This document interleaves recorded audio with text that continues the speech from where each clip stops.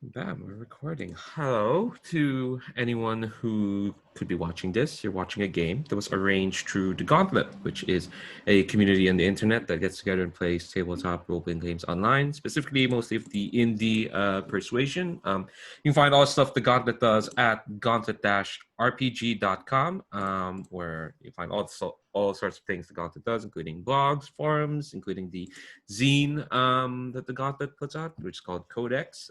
Usually contains supplements to existing games, or more often than not these days, original games in itself. There's also the podcasting network, which includes stuff like the Gauntlet podcast and Plus One Forward and Fear the Black Dragon, all that fun stuff. Put a link down below. Check that out. But most importantly, there is the Hangouts calendar through which this game and pretty much the vast majority of games played in the Gauntlet are arranged. This is a one-shot of Spire, or Spire, The City Must Fall, or for SEO reasons, Spire RPG, by Grant Howitt and Christopher Taylor. It is a role-playing game it is a fantasy punk role-playing game, according to the back, of Intrigue, Subterfuge, and Sedition. The players will be playing drow revolutionaries, members of the Ministry of our Hidden Mistress, as they try to wrest control away from the despotic Alfear authority that rules this haunted, weird, ridiculous fantasy city known as Spire. It's a haunted industrial wasteland of ambition and greed and blood, and also joy and hope and merriment somewhere in its corners. Somewhere. We're trying to find them. Hopefully, we find some of them. Specifically, we are playing a one-shot from the one-shot sourcebook collection, Shadow Operations. If anyone's been watching stuff on my channel, we've done two so far, The Last Train and The Show Must Go On. This one is called These Feral Saints by Pam Punzalan. Or Punzalan. I should have asked them how that's pronounced. Apologies to Pam. And yeah, we are gonna just jump right in. But before I say that, but then I just realized no. Before we do that, before we do jump in, I do want to talk about the safety tools that we're using. I just got a message through WhatsApp. Go away, my phone. Um, Basically, I do want to talk about the safety tools that we're using for this game before we jump in. I've already talked to the players before we started recording, but we do have a suite of lines and veils. For those who don't know, lines are things that won't be crossed, just won't show up in the fiction at all, and veils are things that can happen in fiction, but we're not gonna like concentrate on it, or it happens off screen, or it gets like a sentence or two. There's also stuff that are ask first, which is basically if we want to introduce elements of certain things to the table, we have to like poll the table first and see if it's a-okay. The other safety tool that we're using is called script change. Script change is basically a set of commands that can kind of use to help like modulate the fiction. The specific commands are on the roll for your party, the dice roller room that we're using. Basically, they're akin to like commands on a remote control, which I think people still use in certain households. Think so? Yeah. Okay. Yeah. We're not too far ahead in the future. Okay. Thank God. All right. Okay. So yeah. So I'll just shout out the three ones that are most pertinent to us for playing. First up is rewind. Basically, if anyone ever calls for a rewind, we back up to a specific point in a scene and do the scene over again, avoiding whatever issue led to the rewind and trying a different way. And it could be any issue. It could be like a name that it could be a name, could be the tone of the scene, or even just the scene itself. And you don't have to explain what your issue is. I might ask some questions on what we're trying to avoid, but if anyone calls for rewind, we'll respect that. We'll rewind and try something else. There is also fast forward. When you fast forward, you fade to black and advance time as needed to avoid content or elements of play, or just to move forward in time. Basically, it's kind of part of the veils thing we talked about, where there's like, yeah, we don't need to linger on this, or yeah, we don't need to like spend it more. This thing happens, and we just kind of like move forward. And there's also pause, which you can call for a pause if you need a break for any reason, it's part of the open door policy that the Gauntlet uses, where basically if folks need to step away from the table for any reason, and it could be any reason, it could be an emergency you need to take care of, or you're more tired than you thought and you need to step away from the table, just like rest or whatnot, or if like you need to take a quick bio break because like me, you have already drank too much of your coffee, and that needs to be taken care of. You can call for a pause and we'll try to accommodate yourselves. But you can also call for a pause for any other kinds of reasons, like say the scene is getting a bit intense and you're like, okay, we need to like calm down a bit, to pause. Or even for stuff like asking for clarity, because tabletop role-playing games, sometimes there's a lot of info. For instance, I've been talking nonstop for 5 minutes. So you can call for a pause if you like. I want to ask like, hey, why are we standing on a giant floating bug that's carrying cargo to another part of Spire? How did we get here? and you can call for a pause and ask for that, or even stuff like, what does this term mean? What does this tag mean? How does this mechanic work? What is up with these names, etc., etc. So yeah, those are safe tools that we're using. Again, they're on the roll for your party. So we should be grand. Okay, so I'm gonna set out the parameters for this mission, and then kind of like the intro, and that's how we kind of introduce your characters and yourselves, if you want to. But let me just set out the parameters for these feral saints. So, for those who don't know, drow saints, otherwise known as hallows, reincarnate when they die. Most of them do it in the home nations, far away from Spire, in a place where, drow get to live free of fear. That's where most of the saints are. But the ministry has tracked down a reborn Hallow to the ramshackle streets of Pilgrim's Walk. Pilgrim's Walk, for those who don't know, is a district in Spire, like an entire district that is basically... here the gods sit 10 deep and 5 high. It's open to all who make it inside the city. It's basically where all religions in the city kind of congregate. Twisting, leaking, dripping passages. It houses 1,000 temples and 50,000 poor folk wedged into tiny living spaces. So any kind of worship you can find is in Pilgrim's Walk. So a lot of faiths jostling for privilege, for control, for influence, all higgledy-piggledy in this like dark kind of like warren, cramped space. And it's specifically dark because it's far away from the outer walls of Spire. So there's not much natural light. A lot of candle light, weird neon lighting. There's actually an illustration in the book. There you go.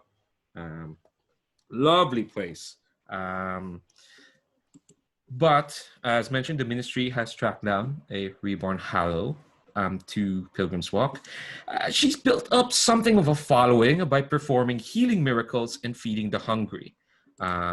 Your job is to bring her in as an operative before the Church of Our Glorious Lady, which is the church that is the main faith of the drow. Think of her as think of the drow churches as there are three, like the Trinity. There are three aspects. There's Our Glorious Lady, which is the official religion. There's our hidden mistress, which is the aspect you all are part of. And there's the other one, I think the very violent one. I forget which one. I don't think they're in this one shot, but it's fine.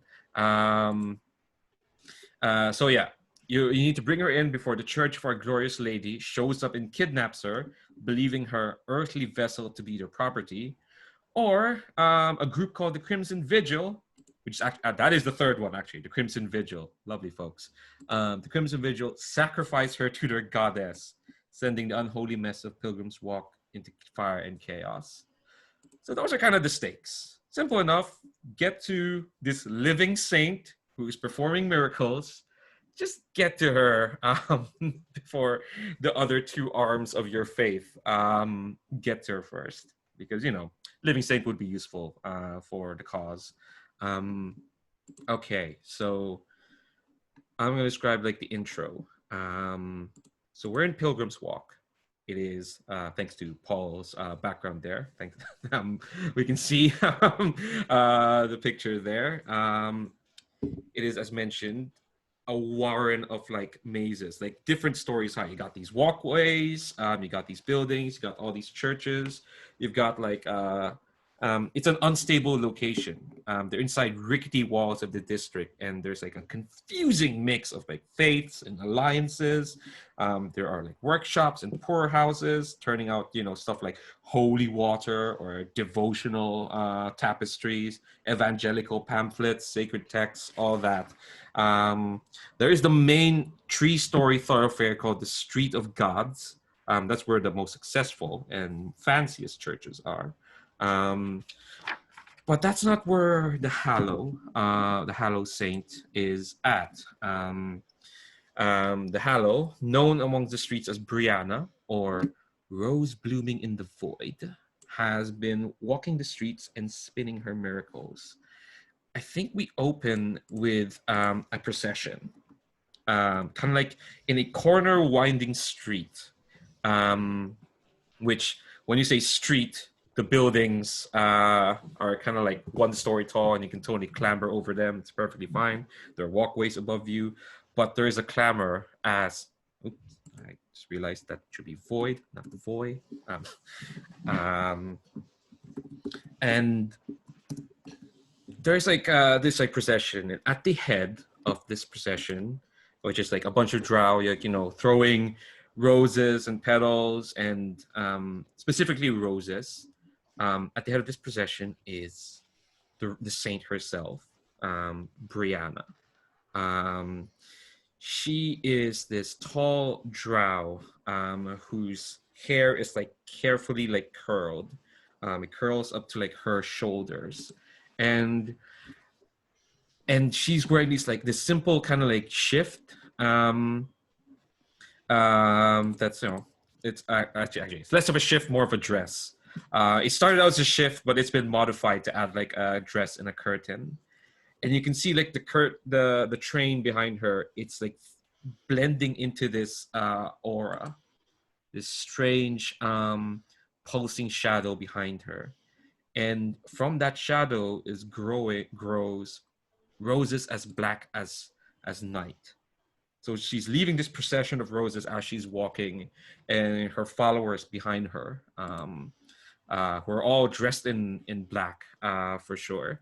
They wear robes of black, and they're kind of like looking after the roses that grow in her wake. They're kind of like following her. Good question there, Callum. Basically, saints are really powerful. They can perform miracles. They absolutely can. It's without question. There's no tricks. They bend reality to perform these miracles. Something that would be really useful to a revolutionary cause, apparently, as your superiors have figured out. But yeah, kind of like in this like cramped space, she's kind of like she's like walking by herself as her followers are kind of like following her.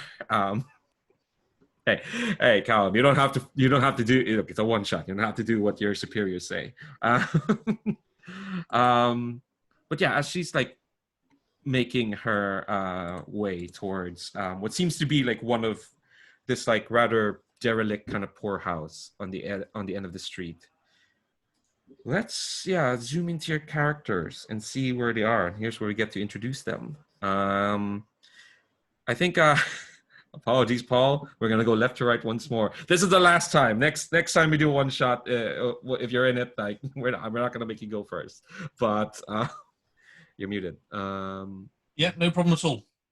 I think we see clearly the scene you've described.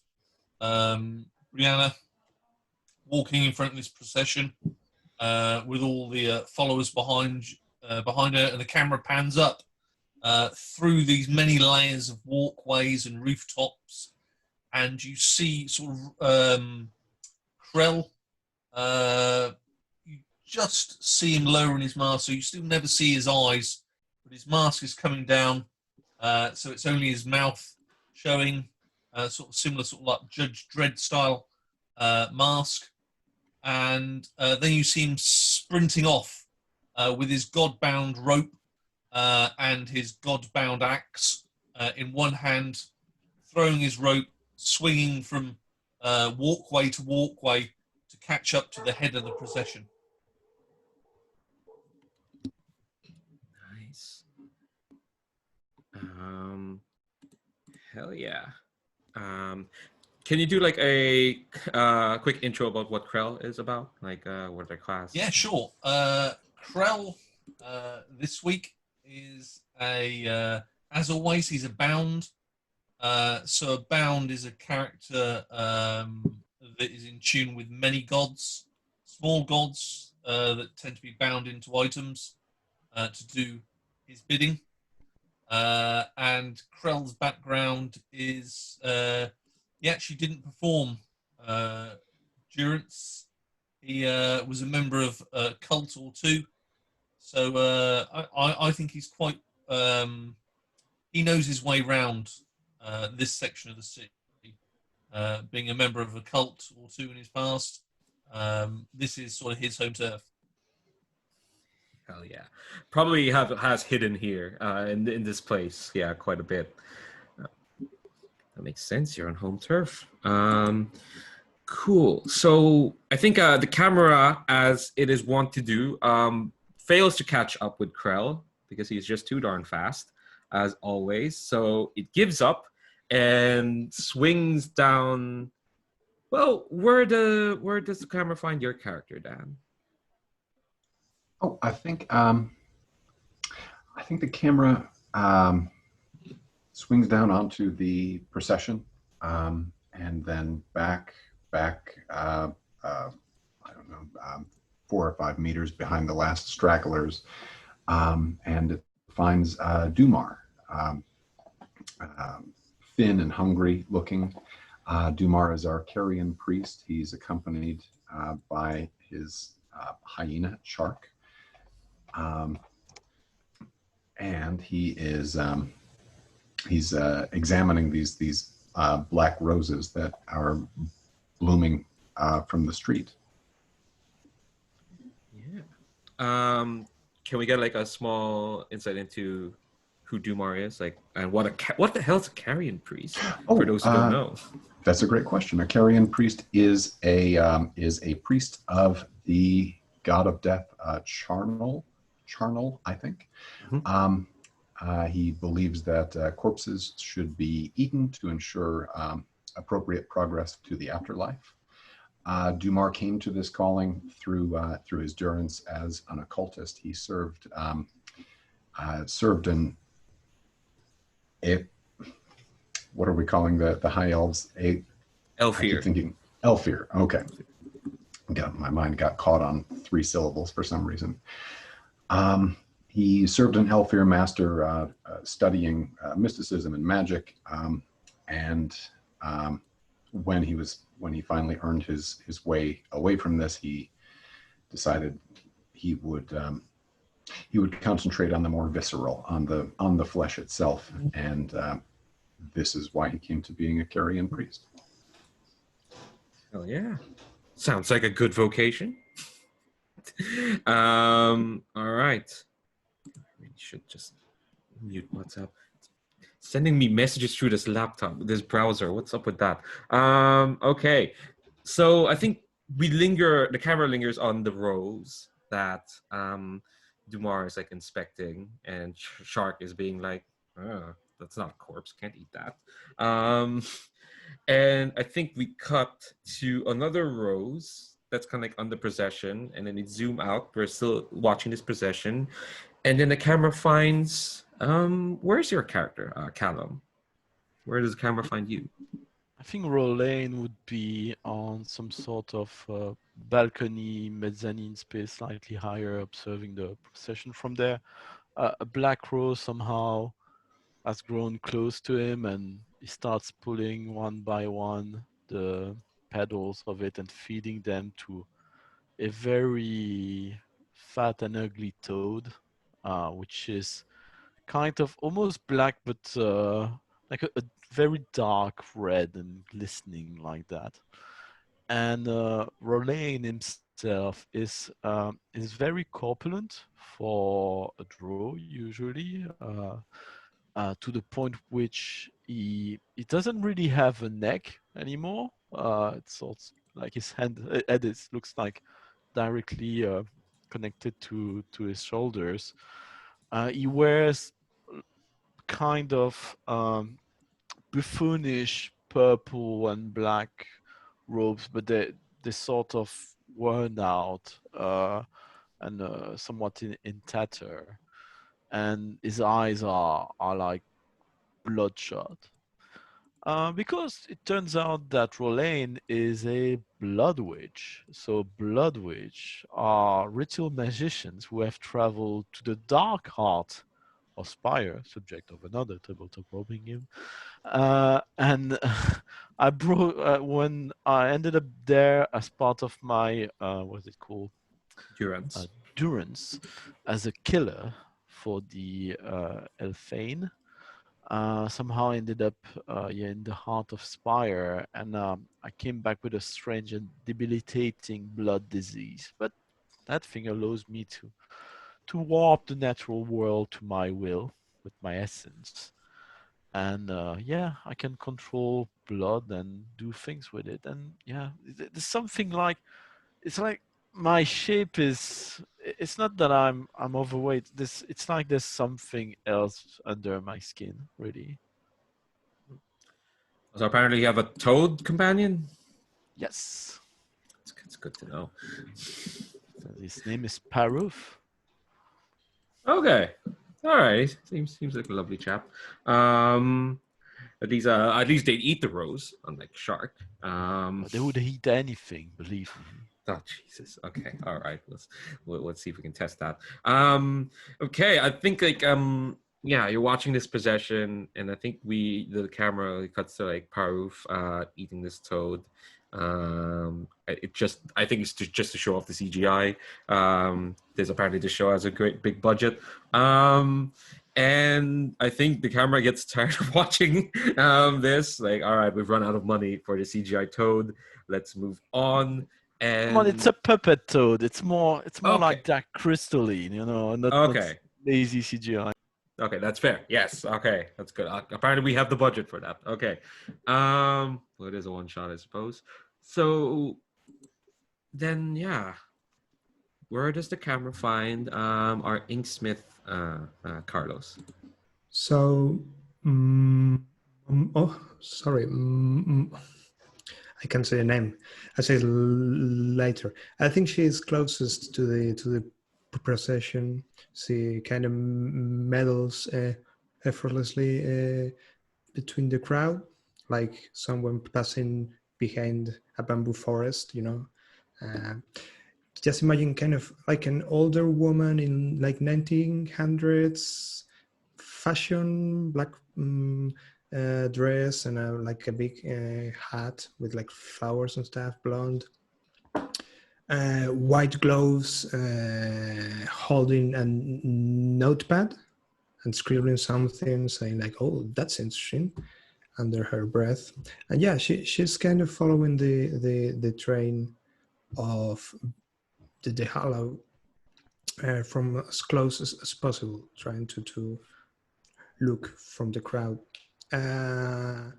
She's mauve letter, and she's an inksmith, which means she's kind of like a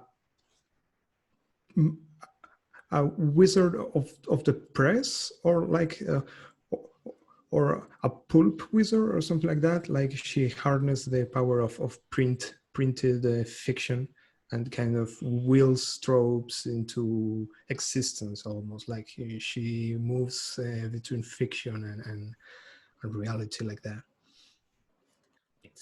Inksmiths are ridiculous. I declare that a man with a gun is going to show up. Is the man my friend? No, a man with a gun is just going to show up.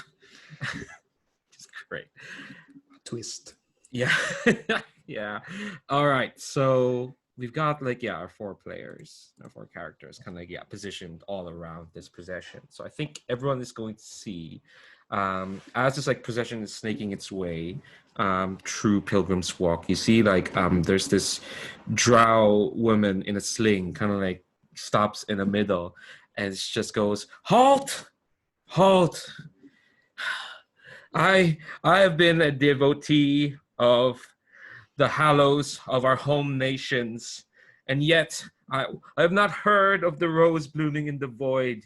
Are you a miracle worker, as you say you are? Otherwise, this is just cheap tricks, falsehoods." As she's kind of like going, Brianna kind of like just kind of like inclines like her head and kind of like has this like sad beatific smile as she kind of says, "My dear, where do you hurt?" I'm going to mute that phone in a minute. Keeps sending me messages. But yeah, Brianna's like, "Yeah, where do you hurt?"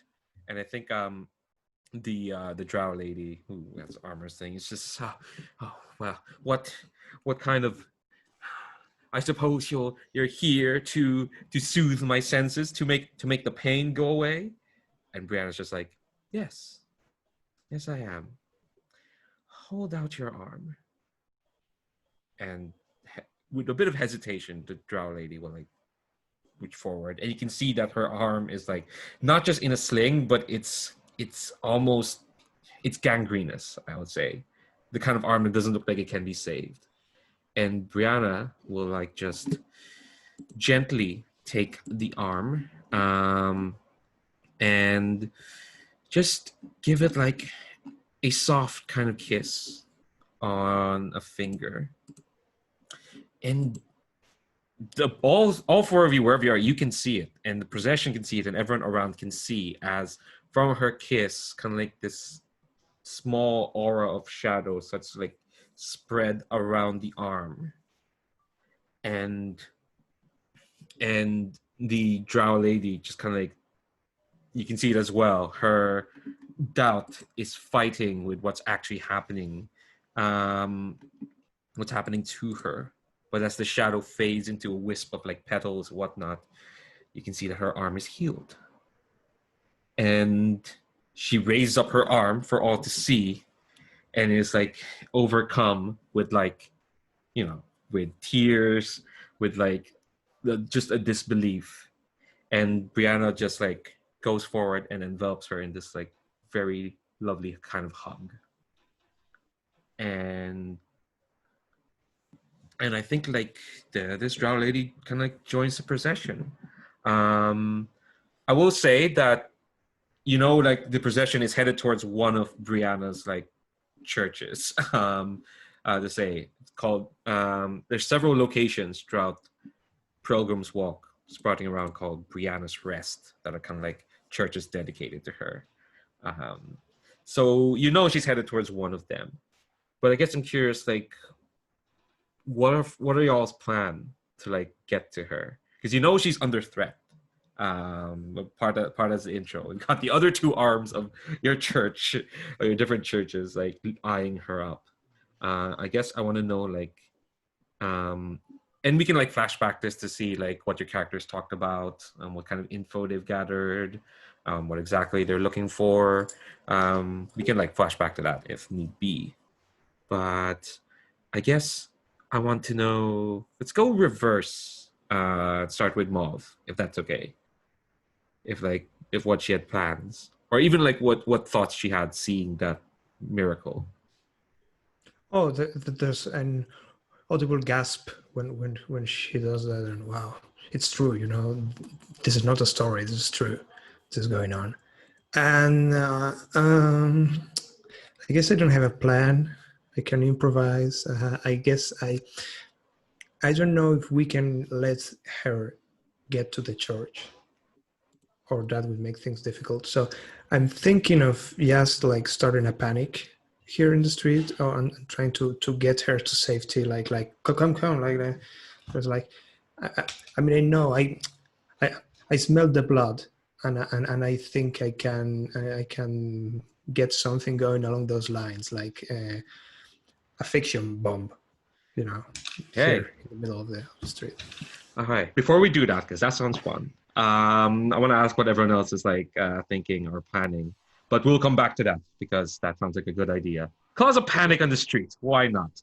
So in combination to that, I would like so if Mauve creates a panic, I'd like Paruf to turn into some kind of bird and deliver a message to Rose blooming in the void, telling her where she can find us for safety.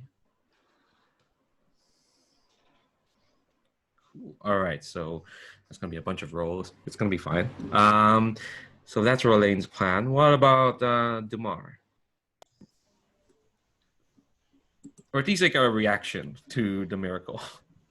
Oh, I think Dumar finds the miracle a little distasteful. Healing dying flesh it's not the direction we're supposed to go. We're supposed to go towards death, and from the soil comes rebirth, but mostly the death. I think if we are planning this distraction in the streets, Paruf becoming a bird, delivering a message, I think Dumar offers to call a flock of birds to aid in both causing a panic and in case there are counter operatives with eyes in the sky to disguise Paruf, if that makes sense. Yeah, that sounds like a bunch of assists to a bunch of rolls, but we'll come to that. And Krell, you also have a pretty good vantage point, climbing up in the warrens, so to speak. You're muted, Paul. I'm thinking that clearly we need to protect her, but we could concentrate on trying to remove the threats from her by making her not a threat. So maybe disproving her or undermining her. We could then get her away because the threat should then just disappear. So I think you see Krell sort of descending his God-bound rope, his red silk rope, to try and chat with this woman. Because we've got an inksmith, we could sort of push out some information, maybe. So yeah, I'm while this panic's going on, I'd like to concentrate on trying to get hold of this woman, to sort of maybe so we could write about, well, that's a pilot, So could you like snatch her up, like Spider-Man her up, like yeah, with the rope? Yeah. While we sort of Let's go Gonzo straight away. Yeah. This is not as gonzo as you ending. This is not as gonzo as the last one shot where your character, Paul, ended up on stage having to improvise being part of that production. Yeah. We're not there yet. Also, I will say... Oh, go ahead. No, go ahead. So that's my intention. I want to try and find this woman in the crowd, and as Carlos says, snatch her to safety as the riot ensues.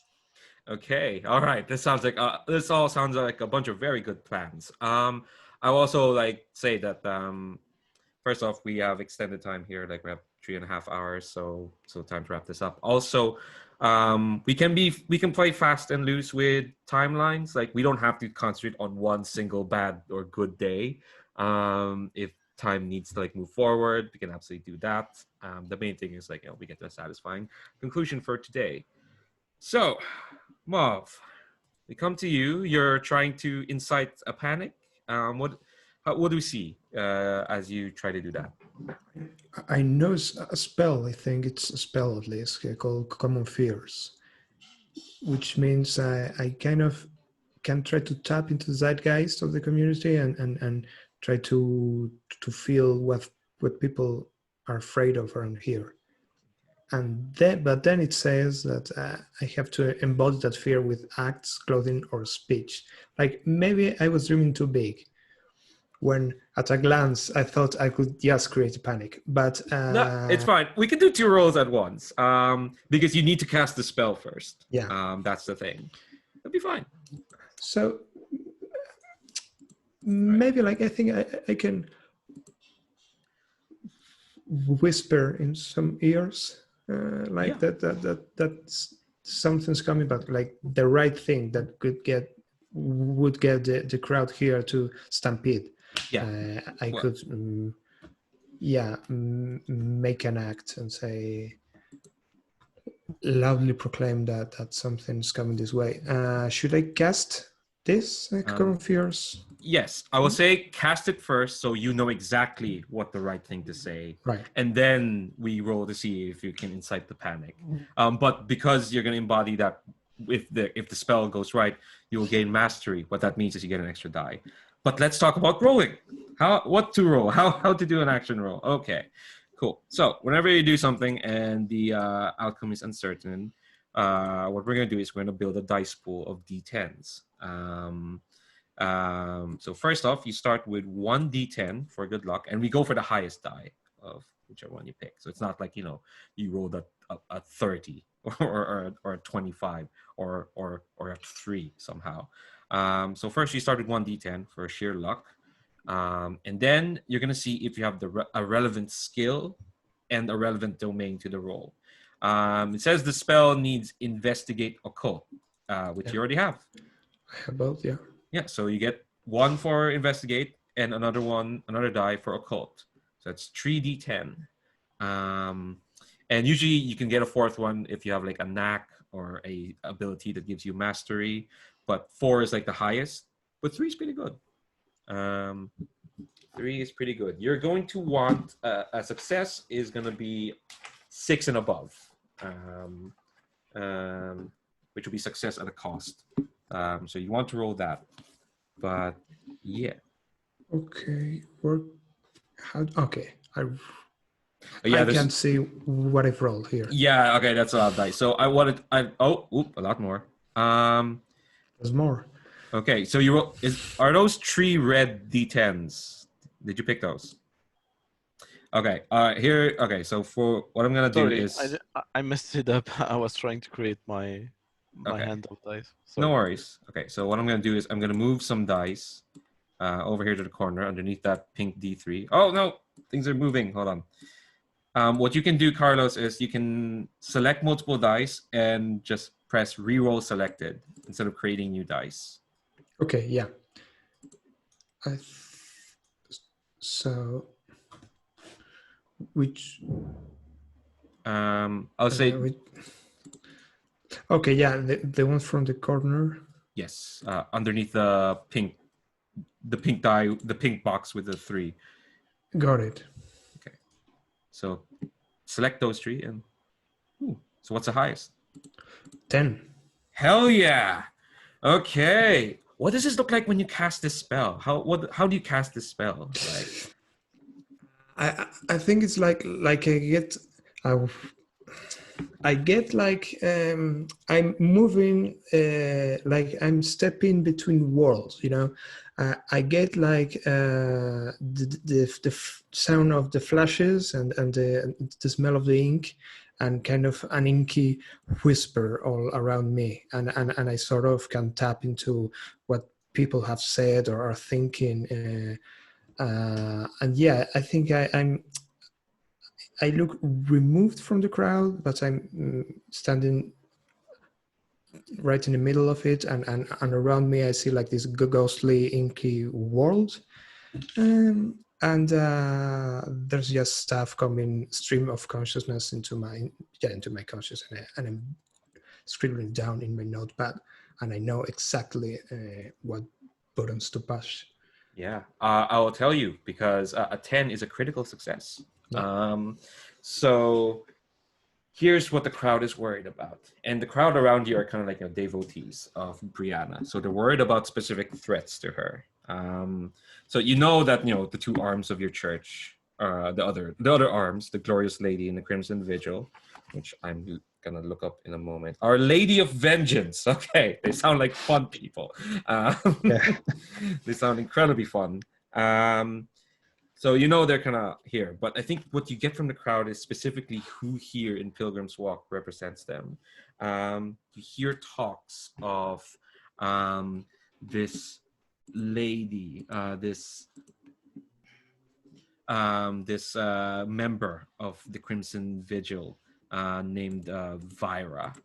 And you get like an image as people talk of this like tall, kind of like deceptively slender, kind of like drow woman in like these leathers, who wields this kind of like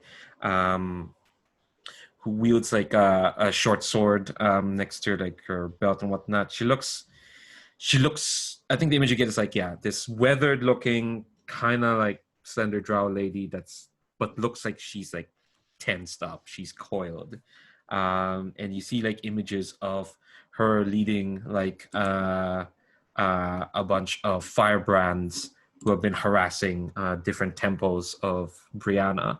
And they usually like, they usually chant like a specific chant that I can't come up right now at the moment, but yeah, trust me, there's a chant that kind of like foregrounds they're coming.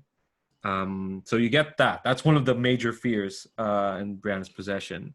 The other one is a bit more suspicious. There's a Alfir noble woman. Actually, no, they have they them pronouns. There's an Alfir noble hanging out in Pilgrim's Walk by the name of Lilith Petals Scattered in the Night, or Lilith for short.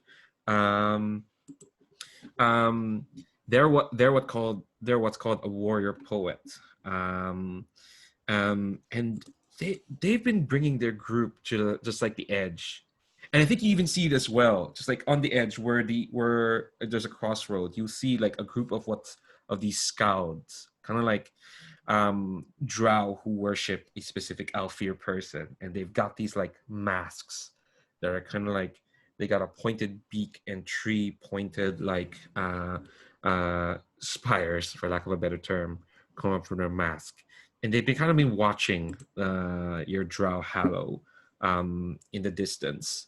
And what you'll notice is like some of them are holding bouquets of those black roses. And you hear from the crowd that they've been hanging around and picking up those black roses wherever they go. So those are the two major fears that you pick up. Is that good for a 10? Yeah, I mean it's a lot of info. Abundant info, yeah. Okay, so I think I'm gonna ask you to do one more roll, the actual incite the panic, and then we will trigger everyone else's plans, if that's okay. So I have between my skill, I have compel as a skill. Would compel be here, or useful here, or it looks like deceive more? Deceive, but well, the thing is, it can be a bit of a negotiation. I'm down with compel if it fits here. The thing with like actions inspire is there's nothing you can't do because you'll always have a D10. Just because you don't have the relevant skill, let's say you get into a fight, doesn't mean you can't fight. It's just that you won't have an extra D10. So anything is always possible. It's just that the odds of succeeding are lesser. I can go with compel because you are kind of like getting the crowd to do something you want, even if it's a bit of a panic. I rolled a 9, which is pretty good. Hell yeah! All right, so a 9 is just a success. There's no cost. There's no extra. So yeah, what does this look like when this procession gets into a panic? Well, I said I sort of, like when someone's been there the whole time, but you just notice them in that moment from the corner of your eye. So that's how I sort of materialize again in the crowd, and I am in a panic. I'm tearing my dress apart. Almost, I'm saying, no, I'm not one of them. I'm not with the lady, and I'm feigning that one of these followers of Lilith, what was it? Is attacking me right there and then, and trying to defend myself from someone who isn't there. But I'm still in a panic. Maybe I've picked up like black roses, and I'm throwing them around like. Yeah, I think Ooh, hold on. You said you picked up a black rose. No, black roses are fine. Sorry, I'm looking at the stuff here. Black roses are fine. Cool. Yeah. So yeah, I think the procession kind of like breaks down there in a panic, and there is like a group of like 2 or 3 devotees, including the woman that just got healed, kind of like circle around Brianna as her face kind of like looks. It looks like has this like pleading sort of no, please, but the crowd kind of like forms around her, and they're all kind of like jostling and angry, and you can hear like you can see Lilith's like group kind of like just watching, holding that bouquet, and you're kind of caught in the middle, but you're fine. You rolled a 9, so you can get out of there if you want to, since you caused this. But yeah, chaos ensues. Rowan, everyone else can see this. Hopefully, you all know. You can get a sense of what's happening. But Rowan, you said you got a message to send. Okay, so where would Dumar and Krell be based? Could we have agreed that they move to a specific alley nearby, where they could be? I could send, or at least try to convince the rose blooming in the void to find them. I think Krell has like a different plan to snatch up a devotee, but Dumar sounds like you can be positioned this alley to meet up with Brianna. Yeah. Okay. So yeah, I sent Paruf to send a message, the following message to the rose. It's gonna say, "Dear Rose, the slender Vera and the treacherous Lilith are about to pull your petals, but we are here to help. Please meet our agent in that street around the corner after the baker." Let's see. Okay, so the way, because Paruf is your bond, right? It's your NPC bond. So it's a bit different, the way they roll, but it's simple enough. So Paruf is gonna like, croak like this. So an NPC bond rolls a D10 plus an extra D10 if it's within their area of expertise. They can deliver a message. That's easy enough. And an extra D10 if it's in their neighborhood / home, which I don't get that for this. I don't know how that works, but I'm gonna say, since you're a blood witch, you're gonna worship something. You're a witch. You're in the Pilgrim's Walk. It should be fine. That's 3D10. That's how NPC bonds work. Anyway, so roll me a 3D10. Let's see how that goes. Oh, before you roll, actually, Dumar, you said you wanted to help with this, right? W Dan. Yeah. So yeah, what are you doing to help? Because this is there's another thing we introduced, which is helping each other. How are you helping, Dumar? Well, just quick question. The role here covers everything: the Paruf turning into a bird, flying, and delivering the message. So yes, the whole package. Yes, the whole package. I'm not gonna get you to like have to roll to get to her and then do a charisma check. It's fine. It's fine. We don't have the time. But yeah, Dumar, how are you helping? I think, and stop me if this doesn't make sense. I think Dumar has an ability that is Red of Beak and Talon, which is just a step up from a Murder of Crows, in which he is able to call a murder of corvid carrion birds with whom he can communicate. And I think he'd like to ask them to keep their eyes on the ground for anyone in the procession who is not behaving like the rest, anyone who is behaving suspiciously. I think the behavior of Lilith, petals scattered to the night, and her gang might count. Okay. I think also your murder of crow is great, because Paruf is turning into a crow, but a gross one, kind of moist and glistening with blood. So you're creepy. Yeah. So I think no, normally how assisting works is that like if you have the relevant skill, you can give that to, or skill or domain, you can add that to the dice roll. I'm gonna say this sounds like a compelling image since you have compel. So yeah, Rolling, your frog gets a fourth D10. What could possibly go wrong? You're muted, Callum. So I already had rolled 3d10, so I'm gonna just roll the third one, which was only a 3. Oh, these are some blood red dice. Hey, 8 is good. No, 8 is success. So basically, how it breaks down: 6 to 7 is a success with a cost, which is usually stress. 8 to 9 is a success, just straight up, and the 10 is a critical success. So yeah, 6 above is what you'd want for these dice rolls. But yeah, I think Brianna is kind of gets surrounded, looking quite a bit lost when this horrible, gross frog bird, along with these like all these other horrible crows, comes. He looks like a crow. It doesn't look like a toad anymore. He's just wet and glistening with blood. That's all. Oh, Jesus.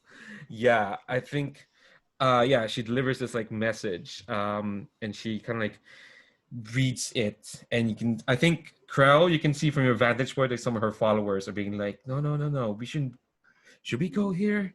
And I think you see Brianna nod, and she lets these two who are like kind of like helping her, keeping her away from the crowd, kind of like escort her. The woman who just got healed looks like she's about to follow them. So Krell, what do you do? Yeah, I'd like to lower myself on my rope, and I've got an ability that lets me blend in with the crowd. But hopefully I shouldn't need that. I'd like to just approach this woman and I think probably I'd like to I clearly have got no skills in this area at all, so it doesn't really matter if it's I'm gonna say compelled to pursue. see. I'm gonna say pursue, kind of like, because you're following her to try and take her. Yeah. So yeah, I just like to sort of like grab her with my rope and then sort of like bundle down an alley or sort of go back up on a higher walkway. Yeah. I'd like to try and get her near Mauve Letter, and really try and convince her that Mauve would like to write a piece about this miraculous healing. So clearly, we'd like to have a look at it. Okay. So let's build this roll. 1d10 for luck. Got pursue. Religion. You're in a religious place. Yep. Absolutely. All right. So it's 3d10. 3d10. Yeah. At least you're not fighting an electro monster this time. Yeah.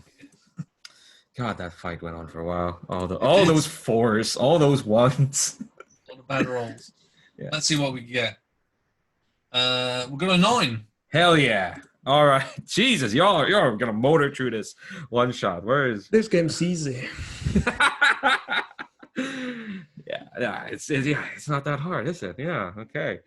Yeah, so I think this woman, just as she's about to follow, gets the image in my mind is that bit in Batman Begins where Batman grabs that corrupt cop and do I look like a cop? Yeah, yanks him. Swear to me, you're not gonna do that to her. I hope. Yeah, but I think you land up in this. Actually, I'll let you describe how you like yank her up.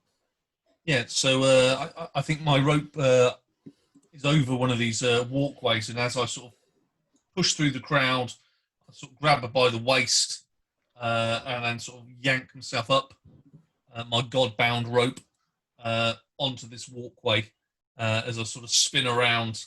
Clearly, I've still got my mask on, as all good drow do. And I'll say you're just the person my friend would like to write about. We're going to make you famous. What famous? What? Famous for that miracle. You are the first person that we've got hold of that can demonstrate a true miracle by a Hallow. My friend would love to write about you. your friend, but you just kidnapped me. Yeah, but and I'll sort of like point down to this sort of like mass sort of crowd problem that's going on there. You could have really got harmed in that. You know, how would that have looked? You've just got your arm fixed, and the next thing you know, you're stampeded. Miracles only come along once. You can't have two of them. Well, I'm here to protect you. So yeah, my friend would love to. So please stay with me, and my friend's going to make you famous. How about that? You're gonna have to roll to convince her. Yeah, I think I'm going to have to. Well, it doesn't matter if it's conceive or compel because I don't have either. But I do have religion. I do have a cult. Yes. So 2 dice. Yes, 2 dice. Oh yeah. To clarify, you can only have 1 skill or 1 domain for those who don't know. So if even if you have 2 domains that could fit this, like you don't get the 1 die. 2 dice. And sometimes there's miracles do indeed happen. So I rolled a 10. Oh my god! What? Jesus! We're gonna wrap up quick. This is child's play. Don't worry. There's some twists here. Anyway, I think somehow, some way, in your easy patter, this woman just Oh. Well, I mean, I could meet your friend, I suppose, if you say she's got the reach. I think she's using her like newly healed hand to like hold around, and she's kind of realized she's doing that, and she's a little bit weirded out by that, because her hand's healed. It's just, I mean, this is only to help our Hallow here. Yes, I mean, she did. You saw it. You felt it. Right? Yeah, you want to be famous, and so does she. But so your actions can allow your god, your Hallow, to become even more famous. So, but I don't know if I want to. You're spreading the love. So yeah, we need to get the word out, drow to drow. The affair need to be afraid that there's a Hallow in Spire. This hardly happens, and you're the key to this, and my friend's going to write about it, and you're going to be famous. Look, there he is. And I think with my 10, I can spot mauve letter, and maybe is this woman sort of like pondering it and trying to think it through. Again, I'd like to wrap my arm around her and drop down and deposit her with mauve letter. Where is Mauve? Is she still in the chaos, or is she somewhere safer now? I don't think so. I think she. I mean, once the murder of crows started pecking at, Not the pecking. populace, They're just I think around. that was. I think things got. I mean, it was enough of a distraction. I think by that point. Okay, I may have lost the plot here. I thought so the plan is to disprove the like reduce the risk by saying she's a fraud if we're following your plan, right? Okay. Yeah. I assume Krell just said the opposite to convince this woman to come along. But I thought the one you were snatching and talking to was Brianna, but no, it was the healed one. I want you to sort of have a look. I want you to sort of really investigate this woman's arm, really see if it is healed. And maybe you could get the word out, and maybe we don't really need to see if it's a fully functional arm now. Maybe it's. I was asking. Not a fully functional arm. I was making sure of that because I have a. You take the narrative wherever you want, mate. I'm just going to dump it with you. You run with it. Right. So the idea is I have an advancement called moving the right circles, which means I have a sideline in writing society reports. I mean, I can. Oh no, this doesn't work. Okay. I mean, look. Precision you can declare. Okay, I was thinking maybe we can get like the press to speak about the fall Hallow. I mean, maybe I could get this out in the news, like in has like somewhere with enough reach across the whole Spire society to really discredit this as a hoax. Yeah. But this movie is not really about connection. I mean, it's about parties. I can say there's I can declare this a high society party. But Yeah, we can move to that if we need to. It's okay, no, I thought I could just say that there's like a. But if and if there's anywhere with reach, with enough reach that I can contribute a story, saying, yeah, I'll examine, I'll climb up, I'll examine this person's arm, and Yeah, can you sort of investigate it? I think that's an examine, isn't it, sort of thing, and then yeah. maybe that could lead on to a positive story or a negative story, depending. You know, it's your call, my friend. Right. Okay. Yeah. Well, so are we doing? Okay. Yeah. Yeah, let's just like lay out like what we're gonna do next. So Krell is gonna dump this woman. We didn't even ask her name. Nice going. Yeah. With Mauve, wherever your safe space. Meanwhile, Brianna is being escorted to an alley where Dumar and maybe Rolaine are waiting. So basically, they'll make sure they'll keep her safe, while the other two are working to discredit her. That makes sense. It sounds like a good plan. Okay. Okay. I get it now. Okay. So, and like I said, we can be loose with timelines. So we can say that like we can move on like maybe a day or two once we get to it. But let's kind of like let's drill down a bit for the moment. It's a multi-pronged operation, you know. Yeah. It's fairly sensible, honestly. Like compared to most other Spire plans I've seen. Okay. Yeah, I've seen some ridiculous ones. Okay, so let's start with Krell dumping this lady with Mauve. Probably some alleyway. And this lady's just like, oh, it looks at Krell. When you do that again, can you please give me some warning? I would like to be warned if I'm going to be tossed up into the air or tossed down into the air. I've learned to be. Go ahead. No, go ahead. Sorry. Oh no, she's just gonna keep yelling. She's like, I've had to be careful for the past 5 years. I'm not gonna about to risk. I assume you're a professional, and this is your friend, right? Point. I think that she's. I think I'm sort of like near enough disappeared at this stage. Literally, I've just dropped her. She's gonna rant and rave something horrendously. At seemingly nobody, because I've whizzed off back up into the highlights. So yeah, she'll be having a good rant about me to Mauve. Yeah, she's going mad at me, Mauve. I'm going to say,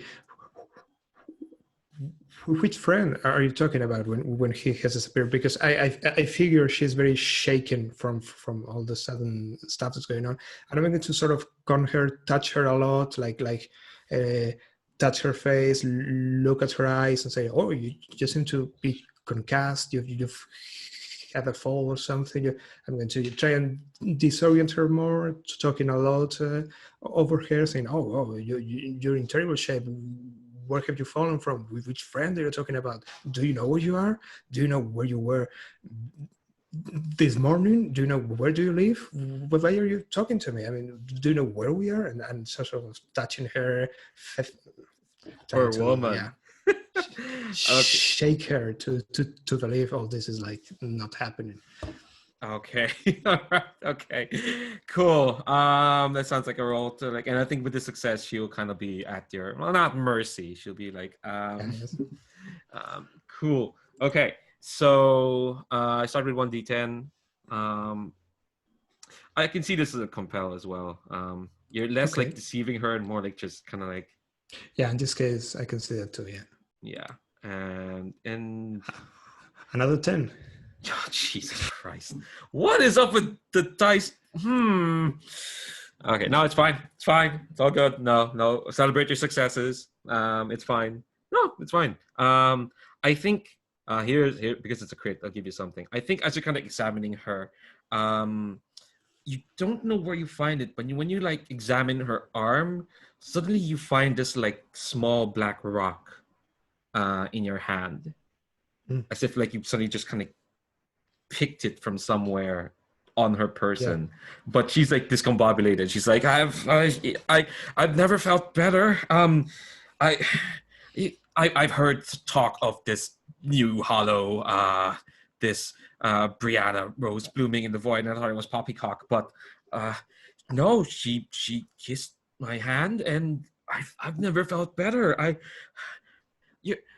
That rude man with the ropes.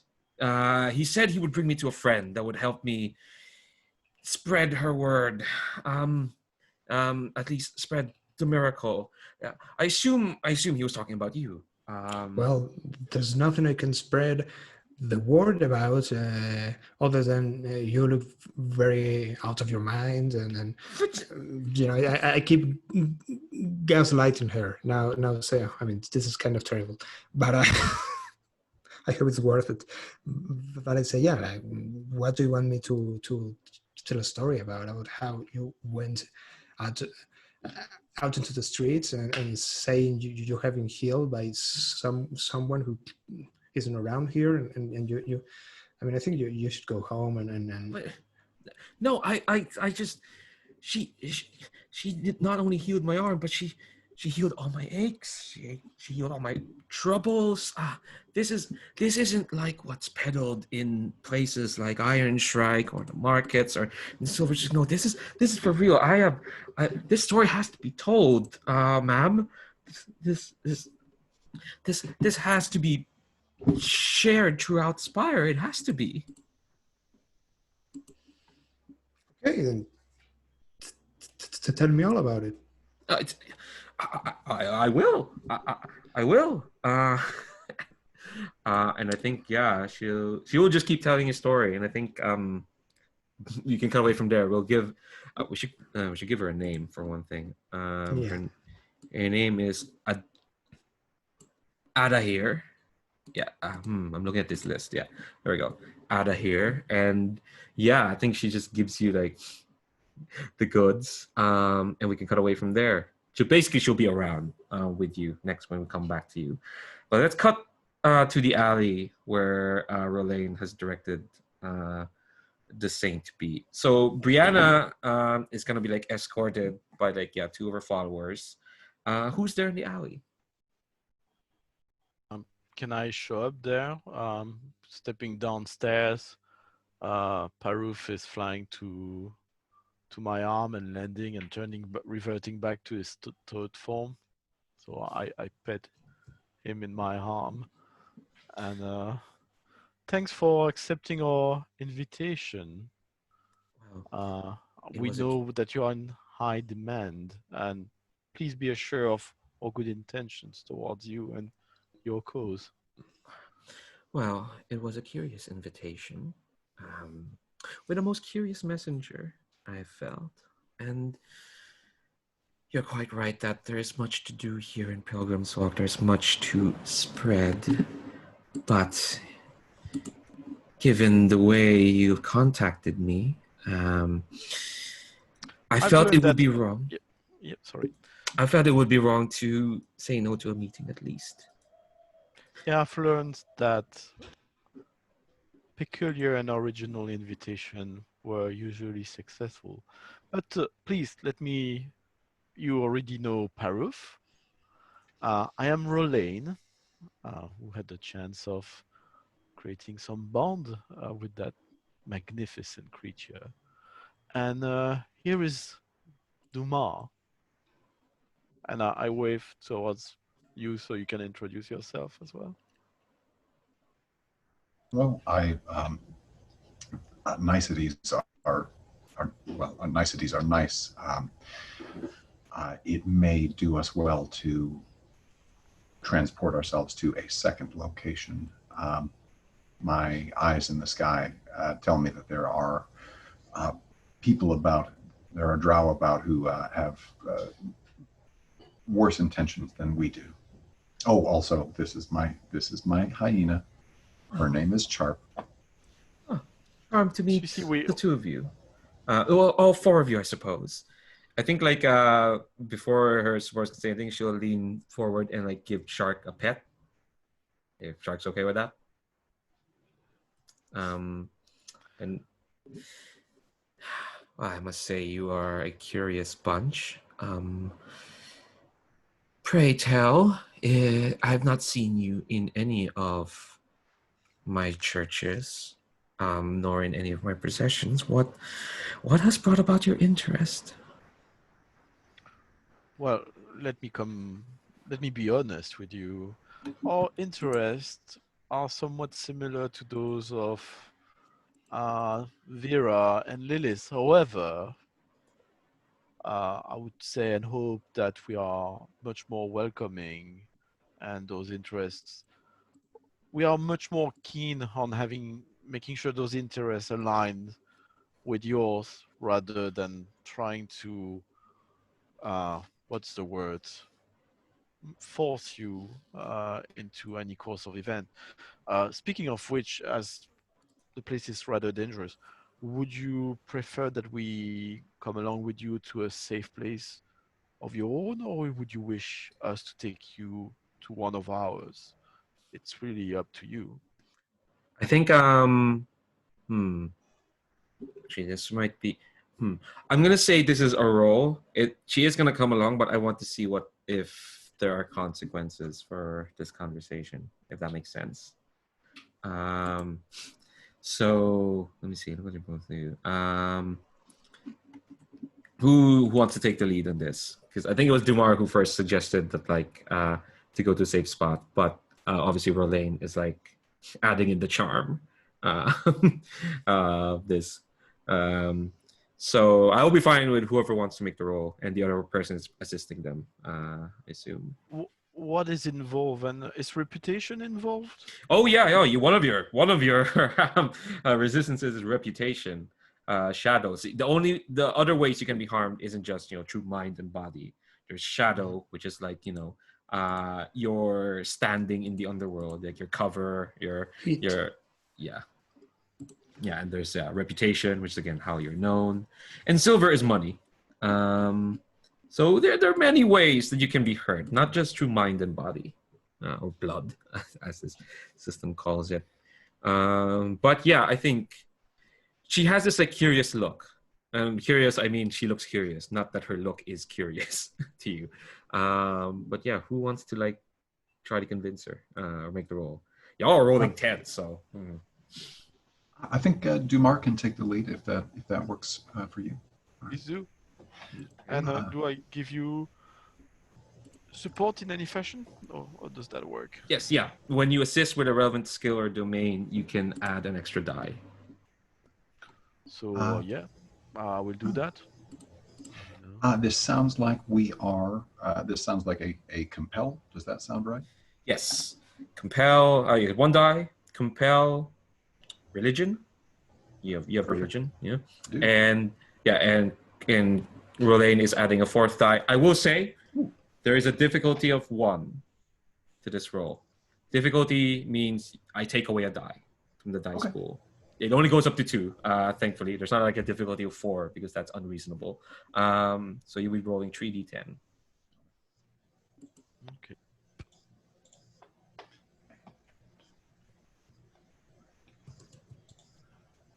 There we are. And yes, you can re-roll those because I just saw the results you got there.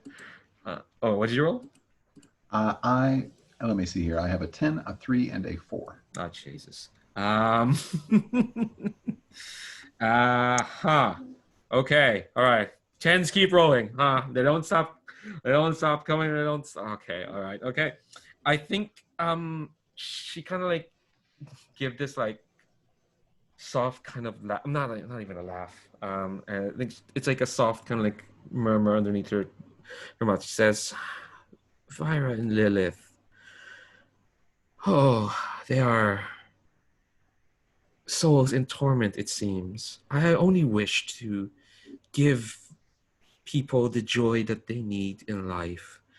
But it seems that they have other plans for my intentions. Perhaps I am a bigger target than I would like. If you would not mind, faithful sirs, you may take me to whatever you deem a safe location, and perhaps we can chat even further. That would be lovely. Okay. I don't know. Where I think what we're gonna do is Yeah. we've been here for a while, so we're gonna take another break, and we come back. We'll probably we can say there might be a skip in time. We move to another location. I will say, as the four of you, or at least her and her nameless followers, are following the two of you, you can hear like a chanting in the distance, and you know that you just barely got out of there as the Crimson Vigil are making their way to this procession, which is good for y'all maybe. But yeah, let's take a good 10-minute break. 10-minute break's always good. Come back at 45 past the hour, and we'll see where we stand. BRB. Okay, so we'll probably skip ahead from there. You've kind of obtained the two important parts of your master plan. So I have kind of a suggestion in that maybe you take them to like a safe house. Maybe you take both of them to the same safe house, or would you prefer to keep them separate? I didn't know we were taking the healed the healed woman. Well, where would you want to take her? It's up to yourselves. Since you're using her, and this is up for the table. What are the options? Well, yeah, I think we would have agreed to that beforehand, so we can agree now what we would have agreed before, and we'll know where we are supposed to be. No, I don't know what the options are. I don't know if we have a layer of contacts. Yeah, I mean, I'm always up for if you have an idea of where your safe house would be, there could be you could just have maybe a room above an inn. I think as me and Jumar have both got occult backgrounds, I think Jumar may indeed, and he's a lot more religious than I am, he may have a sort of temple come sort of lair type carrion offering ground. Maybe, yeah. What do you reckon, Jumar? Yeah, that wouldn't be surprising. Let me see here. I also have a few NPC bonds that maybe we had arranged with one of them to bring this person here beforehand. Yeah. Ooh, maybe yeah. Let's roll that NPC bond. Which follower of Sharnal are you leaning on? I think Bend. Bend is a faithful of Sharnal. They are oblong in some dimension, but that dimension changes from day to day. What a description. Yeah. So I'm gonna ask you to roll 1d10 for the NPC, other one if it's in their area of expertise, which it is, and another one if they're working from home turf, which I assume they are. Since you're going to where they're stashed. Okay, and basically the roll is going to determine how safe this place is.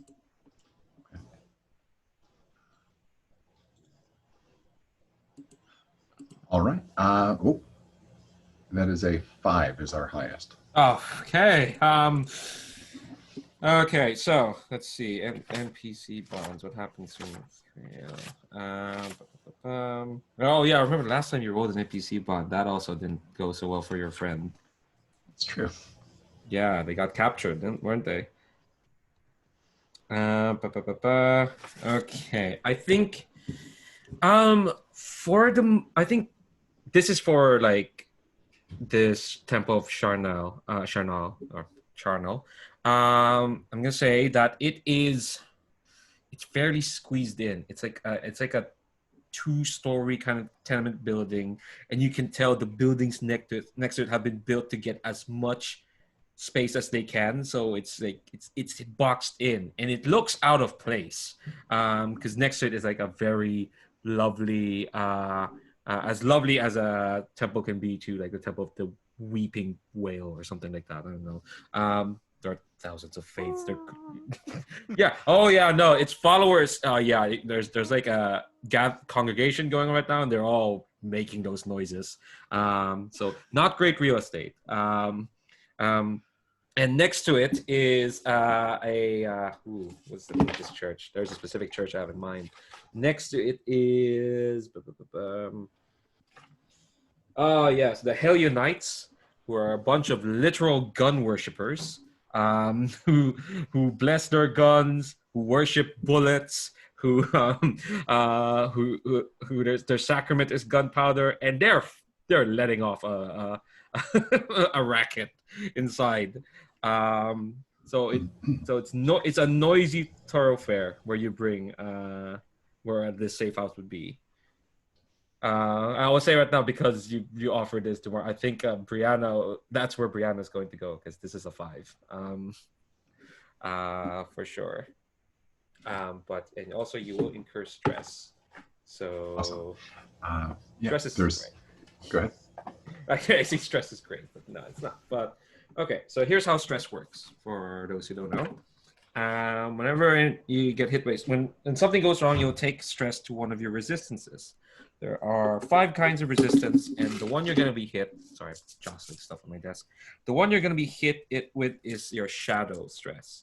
Loss of secrecy, damage to cover identities, police and government attention. Stress comes in 3 sizes of die, depending on the severity. Either a D3, a D6, or a D8. This sounds like a D6. Can you roll me a D6, would you kindly, Dumar? Yes. Oh, that's a D. That's a D something else.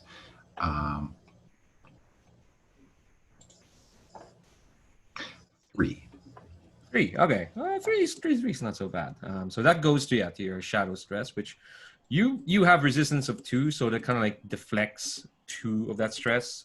And then what happens is whenever you get incurred with stress, I'm gonna roll a D10. If it rolls under your current stress in that tracker, you're gonna get hit by fallout, which is a condition of some sort.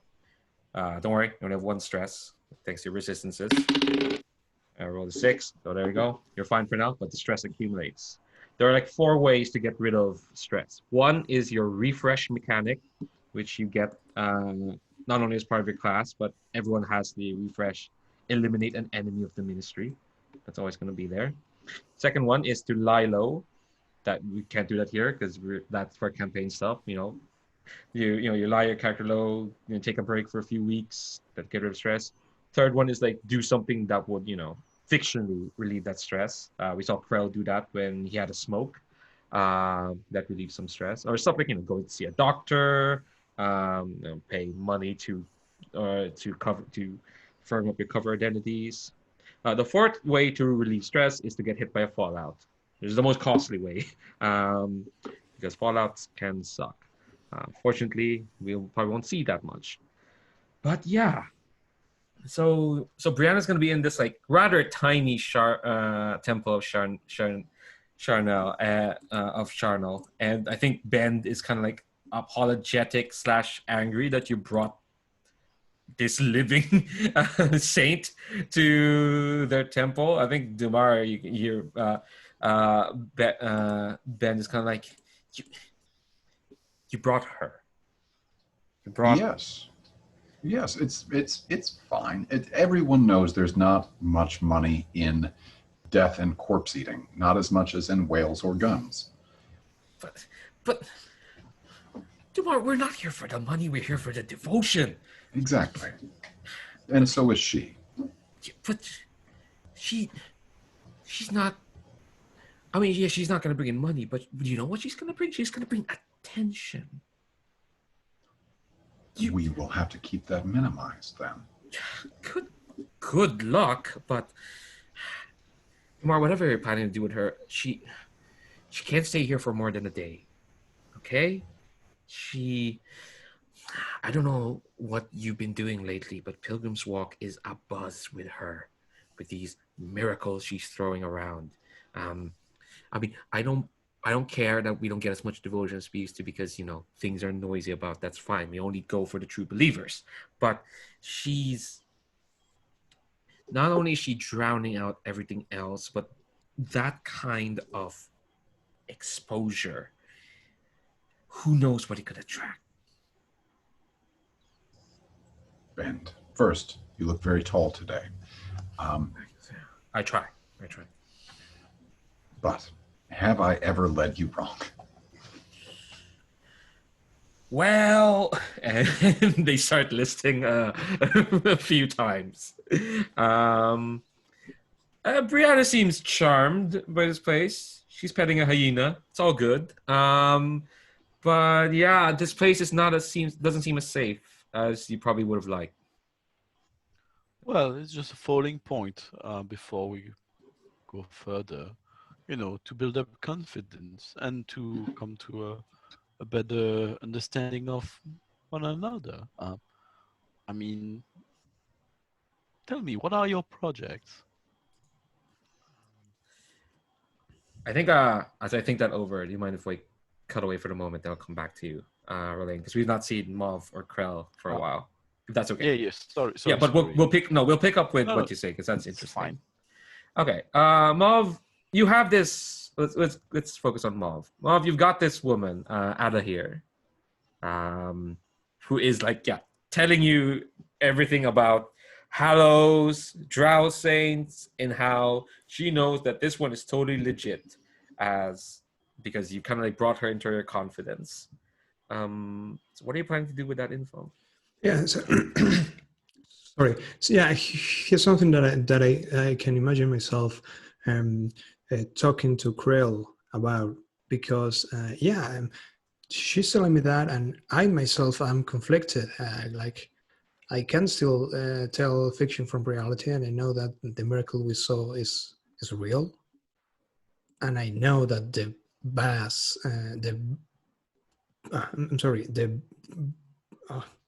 the reputation going around in I mean, it may be too loud to stifle, you know, with just a piece in the paper saying.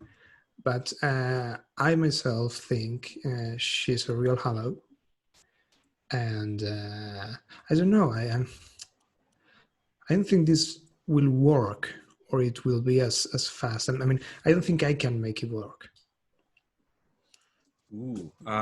Also, you still have that black stone. You picked Yeah. up from this lady. I have. Do you want to talk that this- over with Krell, or is there? What do you want to do? Actually, what do you want to do? I think I have to talk with Krell. I mean, I have to say to Krell the fact that I don't think I can make this work. You know, okay, my heart isn't in the right place, maybe, but I don't see how anyone who has seen or heard this, why wouldn't they believe it? If you know, I've seen it with my own eyes. I believe it. I know it's far more powerful than words, maybe. I don't know if this can work or can work quick. But then, I have that stone, and I have that core ability of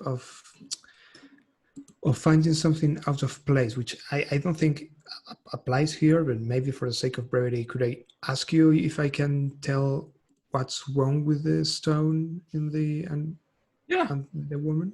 Oh yeah, absolutely. You can always do that.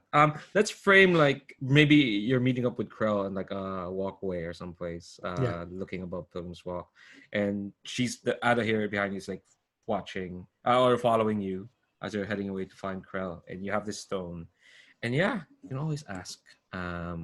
Fun thing with these abilities, they are as they say. So they say once per session, you can turn yourself into an idea and spread yourself out into your followers. Yes, that can absolutely happen. That's what's going to happen. And here a simple one, which is once per scene even. Ask the GM what's weird or out of place. You're holding this stone, and I think you get a very brief glimpse, because you have this ability, Mob, of folding in from one dimension to another, or like just kind of like stepping back. You know, we did that when you figured out everyone's common fears. So I think when you kind of like peruse the stone, you get like you get like a very momentary glimpse of vision. You suddenly, for like a split second, you're standing in this beautiful glade, and this beautiful glade that's kind of like a big circular clearing underneath this incredibly vast and pale moonlight.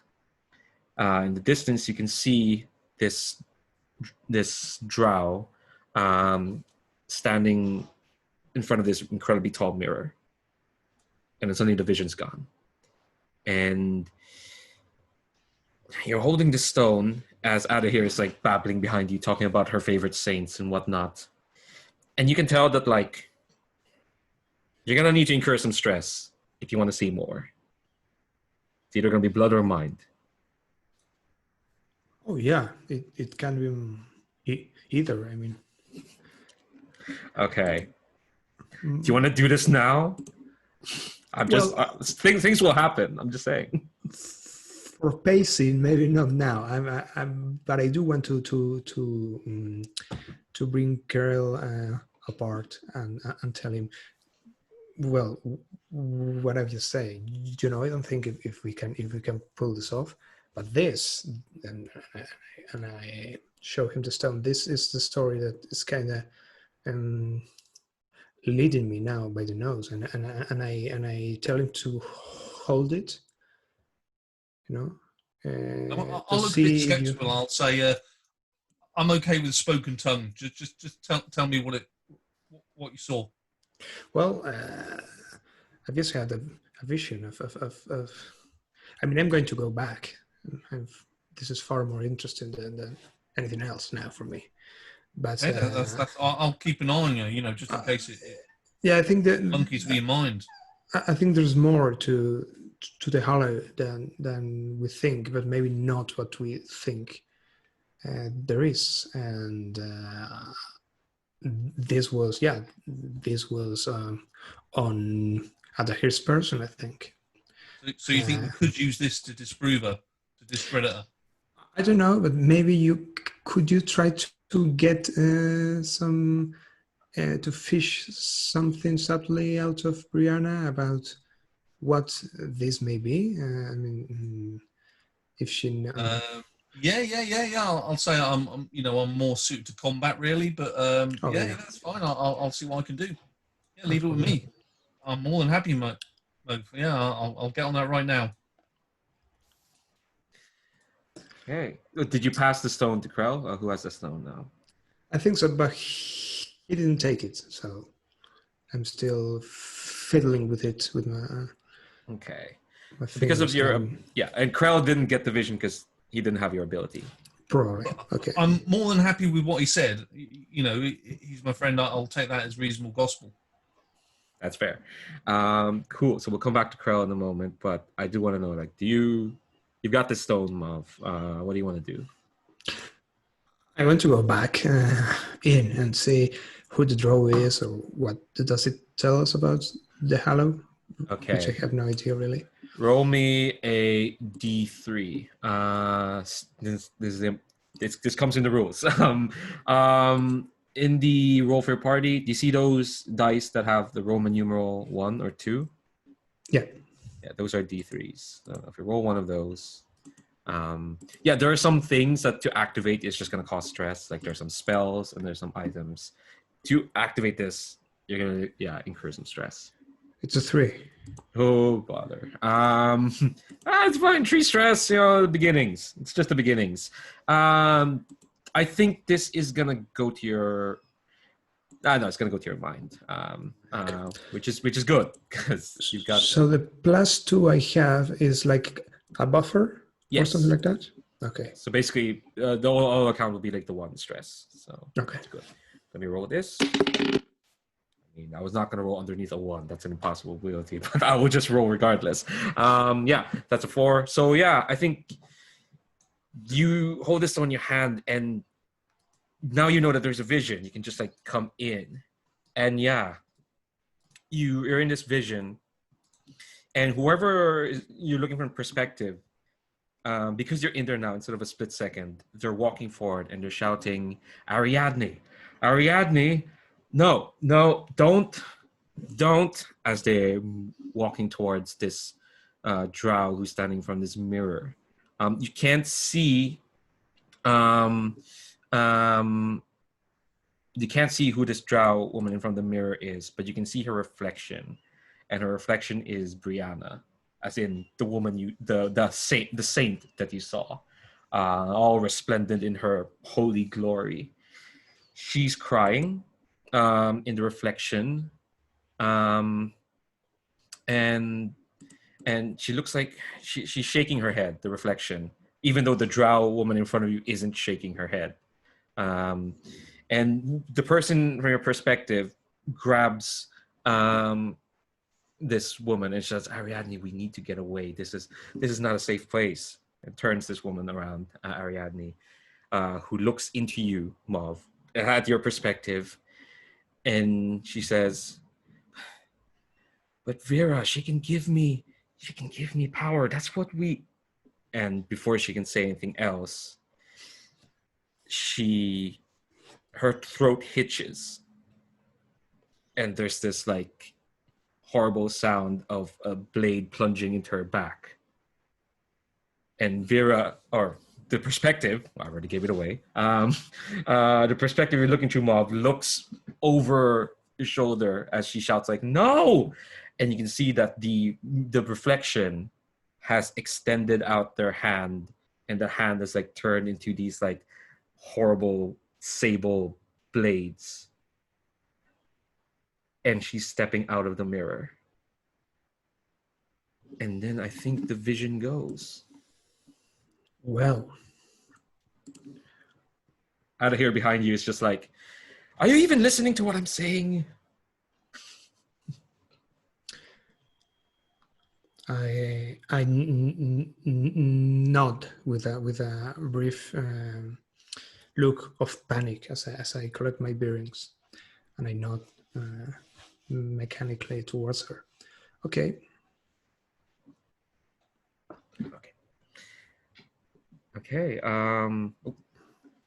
If it's okay, we can cut away from you for a moment. Yeah, of course. And then we'll decide. We'll see what you decide to do. Krell, you're headed toward... Where are you headed? You're muted, Paul. I'm going to head over towards her and Dumas. Okay. I'll give you something as you're headed your way. This is part of the 5 that Dumas rolled. You hear that chanting. The Crimson Vigil making their way.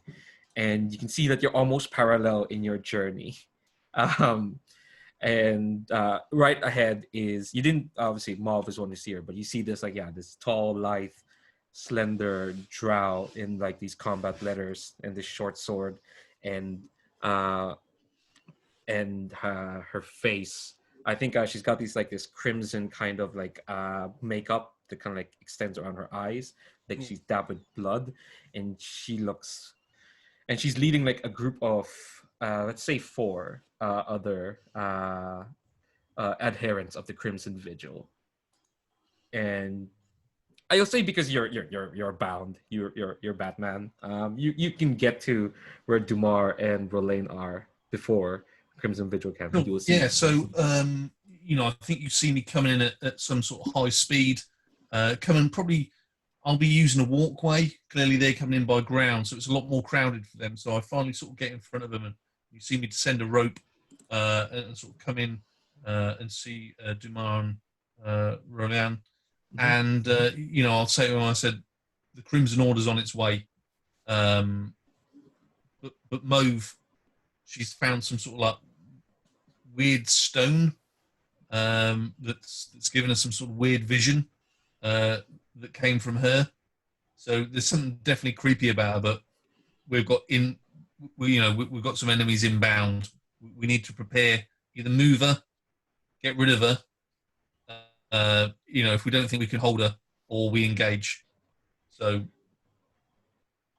what you do you mind guys if think? do you mind if I roll back a bit? That can also Yeah, sure. happen. It's just that we did leave Rolane in a Yeah, in the middle of a no. conversation, but that can still totally happen afterwards. Yep. But yeah, Saturday, Rolane and Dumar, you have no idea what this vision is, so you can't ask the pertinent questions. But I think when you say projects, Brianna kind of like blinks and it's just, well, I do believe my role here in this world is to spread what joy I can to the masses, to heal what I can, and I do believe that is what the power invested in me is made to do. Whatever projects would be, whatever the nitty gritty is, Mr. Rolane, it's only in service of that. Fair enough. Well, own project is to try to free our people from the conditions which bear so heavily on their happiness in the Spire. So, as I was saying earlier, I was wondering, or rather, or Cult was wondering, out of character, is Cult a right name for what we are? Is It's it more of a group? church, but other. Oh, it's I mean, it's a church. other people would derisively call it a cult, I suppose. Oh yeah, cult as a pejorative term. Well, own church, I would say then. I said church instead of cult. So do you think that's something you would like to work alongside us? Do you think it would bring happiness in the terms that you consider? Mr. Rolane, you'll have to be more specific about your faith. There are here in Pilgrim's Walk, you go to one street, you'll find 20 or 30 or 30 different ideologies and gods that people have put their faith in. And I'm blessed that there are those who put their faith in me. And I'm sure you are blessed that there are those who put their faith in what you believe in. But Mr. Rolane, I have to know what it is you can offer to me that would be more beneficial compared to going to other places or even just building my own. Or there's so many ways to happiness, Mr. Rolane. You'll have to be a bit more convincing. Well, I'm freewheeling here because I don't know actually what our church is about, but of course that's not it's not something I said in character. Well, we're all about freeing ourselves from the chains of oppression from the Elfir, and it is of belief that sadly other cults operate, or churches operate more in a way that they support a continuation of that rule, or of that of us being of the drows being prisoners of the Alfir, because they provide people with sure some form of happiness, but happiness which is a delusion, like like a glass of alcohol or some potent drug. One might say that those religions are drugs for the masses. What we're about is freeing them to lead them where, help them find the path towards um, a real happiness through freedom.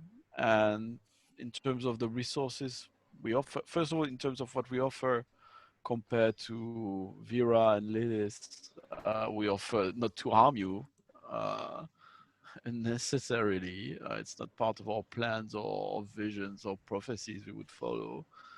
And then resources, we do have some, and I'll start explaining, not in detail, not in ways that she would have information she could share with the elf here, but sort of give a, stuff I would expect people fighting us would know, in terms of, okay, well, in terms of Yeah.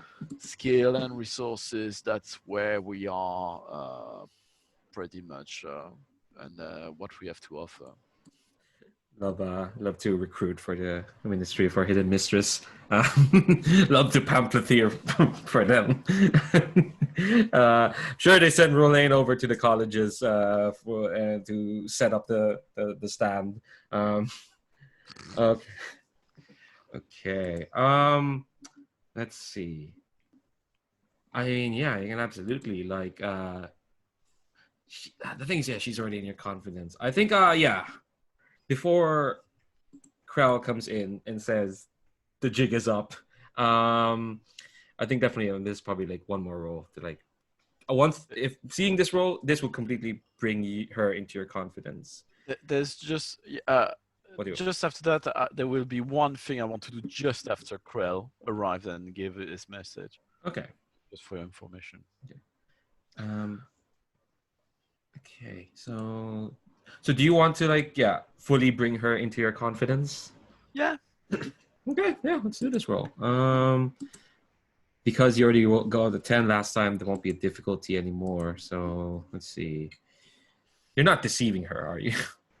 No, it's more compel, I think. Okay. But I don't have compel. No. Yeah, no, you don't. Tomorrow's busy being chewed out by Ben, unless he. Okay, yeah, he's busy apparently. There's no stats for the group. I cannot roll with the church. No, I mean, in the dark. No, sorry. D10. I guess I could use maybe low society. What I detail is sort of the state of the people at the lower levels. Yeah, well, domain is kind of more like the place you're in. You're in a church. A lot of churches around here. So, I mean, this seems fitting because if this fittingly, this is a 1d10 because this is going to be tricky to like bring her into your confidence. Like, because you didn't really say what church you're part of, you know? You just said a lot of what you fought for. Well, I don't know the church I'm part of. Oh, that's fine. Yeah, that's fine. That's fine. Yeah. I would have said. Yeah, that's fine. Well, the official name is the Ministry of Our Hidden Mistress. That is the name of the church. The Ministry of Our Hidden Mistress. I would have shared that with her. Yeah. D10 sounds good. So what should I roll? Yeah, just a D10. 1d10. Okay. Let's go. 10! Oh! The noise I just made is wow. These are fucking lucky revolutionaries. That's amazing. One D so nice for my next move. Amazing. Okay, cool. Of course, do you want her in your confidence given what Mauve saw? We'll see. I think like she like blinks again and there's this like uncomfortable kind of how long does it take? She's processing this. I think there's a moment where like a look of fear comes over her, and it's like your image shifts. This is the 10. This is the crit. I'll give you extra info. It's like her image shifts for like a moment, and suddenly she's not this like resplendent, beautiful Hallow saint. It's a moment where she just looks like a bit more bedraggled and sad and terrified. But then that moment's gone, and she says, well, given all that you and Mr. DeMar have done, and this charming location you've ensconced me in, pet's a hyena, certainly I can stand to see what an alliance with myself and your church can offer. If it will spread if it will spread some more joy, then perhaps. And as she says that, that's when Krell busts in. But you can tell that like she's kind of like she is gonna like offer a hand, provided if that hand is worth it. But yeah, Krell busts in. Oh, what are we gonna do after Krell busts in? So yeah, Krell busts in. You give away your message. Oh, they're coming. We need to go.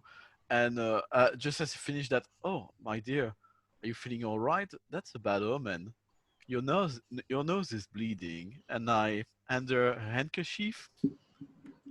And what I did is that I used what is it? Oh, you know what?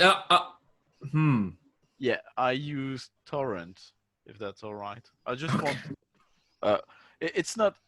Just to be sure, it's not seriously hurting someone when I do that, unless It can just function want- as a weapon. it can. It can. But does it? Have But if you want to, if it doesn't have to, let's say it doesn't have to, because this what you're doing sounds interesting. But you will have to roll to cast the spell. Sure. Then we'll do that, and then we'll cut to Dumar and then Mauve. Yep. Okay, so to cast the spell, first, actually, to cast the spell, you have to roll a d6 for stress. I will say this is to your blood, which is pretty good. I keep hitting your best resistances. I shouldn't do that. 3. Okay. Okay, so you got a blood of 4, so it doesn't matter. I could roll this. It doesn't matter. Okay. So you want to get her blood. Cool. Yeah. So the long story short, I want her to what you call that in English? Use my handkerchief to remove to dry the blood from her nose, get my handkerchief back, and lick it. Okay, yeah, I know. You got to move for that. I saw.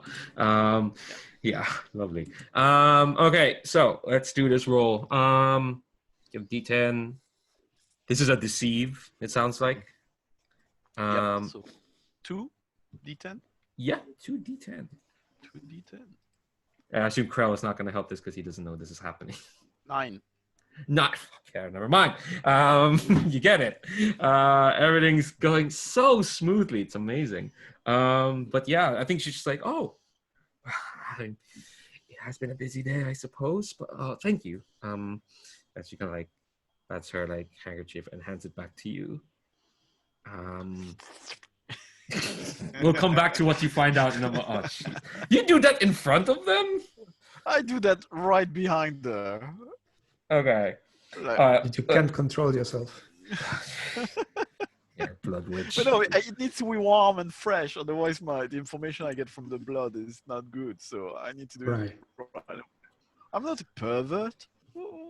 Okay. Oh yeah, it says there specifically the blood must still be warm. Okay, yes.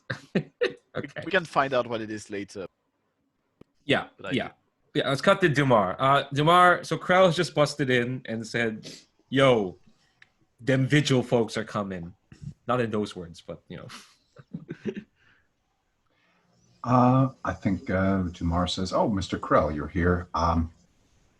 That sounds like a dangerous situation. I should let you know that the bench over there provides ample cover with a good vantage point to the door. Our rafters are not illuminated, although they're dusty, but they tend not to draw notice, or anything in them tends not to draw notice. And there is a small, I want to say veranda, but that's not the wrong word. There is a small portal to a balcony outside, should you choose to engage on the exterior of the temple. And by the way, whoever acts on this first can do so with mastery.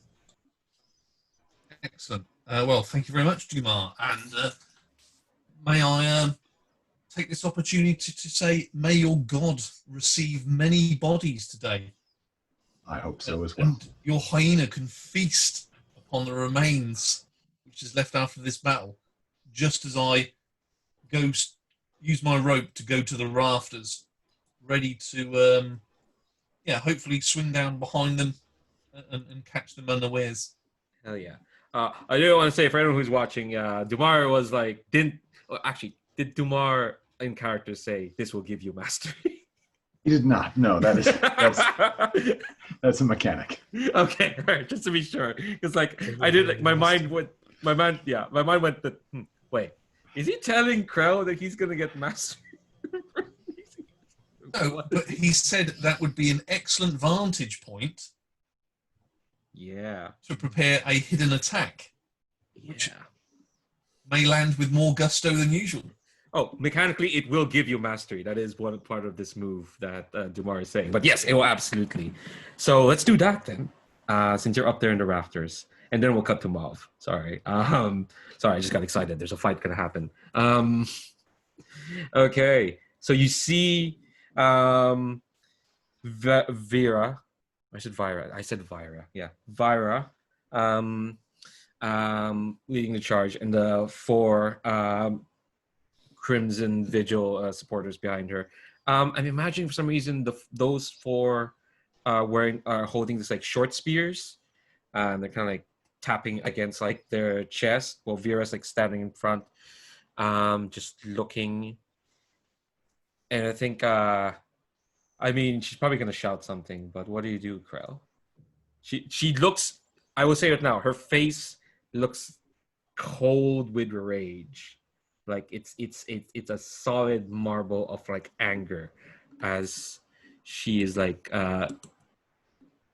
she's looking forward to to doing some hurt. Yeah, I'd like to bring the pain in her direction. I'd like to declare. I'd like to call in the Saint of Last Stands, because this indeed may be our last stand. So mechanically, I'll just read that out for everybody. Once per session, declare a room you are standing in is under my protection. While in there, until you leave the room, any stress that your allies suffer to blood or mind is reduced by 1 die size, just in case we receive any mind or blood damage. I would also like to activate the Saints of Blades, which will increase the die size of my weapon by 1 step, and the Secret of Second Skin, which means when I'm attacked by an enemy, the GM would roll to inflict stress, but instead I only take 1 stress. Jesus. Wow, that's a lot of praying to your small gods all at once. Amazing. It is. And hopefully from my vantage position that Dumas kindly pointed out. So yeah, I think you, as she enters the room, getting just past the sort of perpendicular line to the beam I'm stood on, using my rope, I will just drop behind her with a small swing to really get my axe, hopefully directly in her back with an excellent shot. Right. That is the aim. Okay, all right. Let's do this roll. I'm hyped. I'm really hyped. All right. 1d10 for luck. Got fight. Got religion on your side, I suppose. And also you've got the mastery from Dumar's opportunity. However, her difficulty is 2. So from 4 dice, I go down to just 2 dice? Yes. I will say though. Fine. Yeah, no, it's fine. Her difficulty is 2 until you inflict stress on them. That's the. Okay, yeah, I think we saw this before with the Electro Knight. Yes. Yeah, let's have some of this. 2 dice. Yes. Oh, it teetered off the 10, but it did leave a 9. Okay, yeah. So 9's still good. 9 is success. Hell yeah. So all right. Your let's see. Your god axe. You traded your knife for an axe. Yeah. I thought I'd increase the weapon size before this adventure. It can't be concealed, but it can do some big damage. So it starts off as a D6, I believe, is it? Yeah. So it goes up to a D8. D8. A nice high roll would be good here. So let's see what we get. Yes, 7. Wow. Let me see. Does she have that? Wow. This site is, I mean, it's a very generous dice roller. Bogus, yeah. Yeah, no, I'm fine with it. Look, it's fine. I'm honestly fine with it. Like, you make your big plays. It's nice to get the success, you know. Like there are more complications here than just we get her on our side clearly, but I'm grand with this. I think Vira was just about to shout like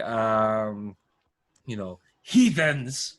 We know that you keep the hallowed saint Brianna, rose blooming in the void within your environs. I will give you the count of. She doesn't even get the count because Krell drops in.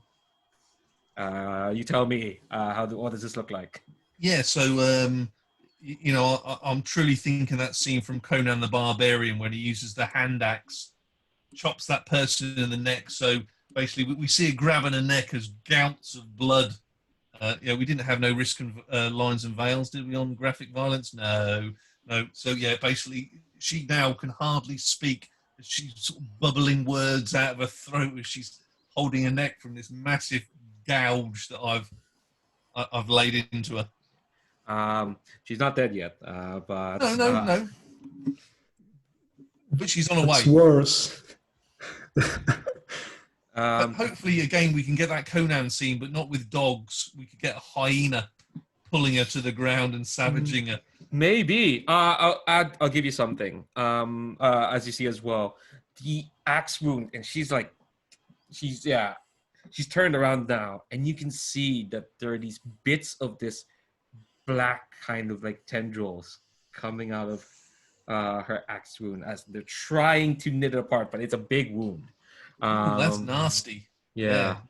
So we'll cut away from you, and so Mauve. We'll cut to Mauve. Mauve, you had a vision. Yeah. What are you up to? Well, I woke up to Ada here, and I told her, "Look, I'm sorry about what I did before, trying to disprove you. I know what you saw and what happened to you is real, but I've also seen something that may mean that she isn't a Hallow. She isn't a real Hallow. She's just gotten her powers from some ill place. So, and by that moment, I think we can already hear the chanting outside. Mm-hmm. It's like, and plus you and we all are in great danger from being around her. So, and I try to like grab her and try to join the rest maybe, but yeah, I want to apologize. So. Yeah, I think that she's like, you got a 10. Everyone got a 10 at some point, except for Dan. Sorry. So I think that 10 is still gonna work. And he's just like, but I mean, she did heal me. She look. You see this arm. I know. I saw that too, and I believe it, and I believe you. But I don't think. Here's something you see, Mauve. When she raises her arm, you can see one of her fingernails is now like black. Oh shoot! It's solid black, like stone black.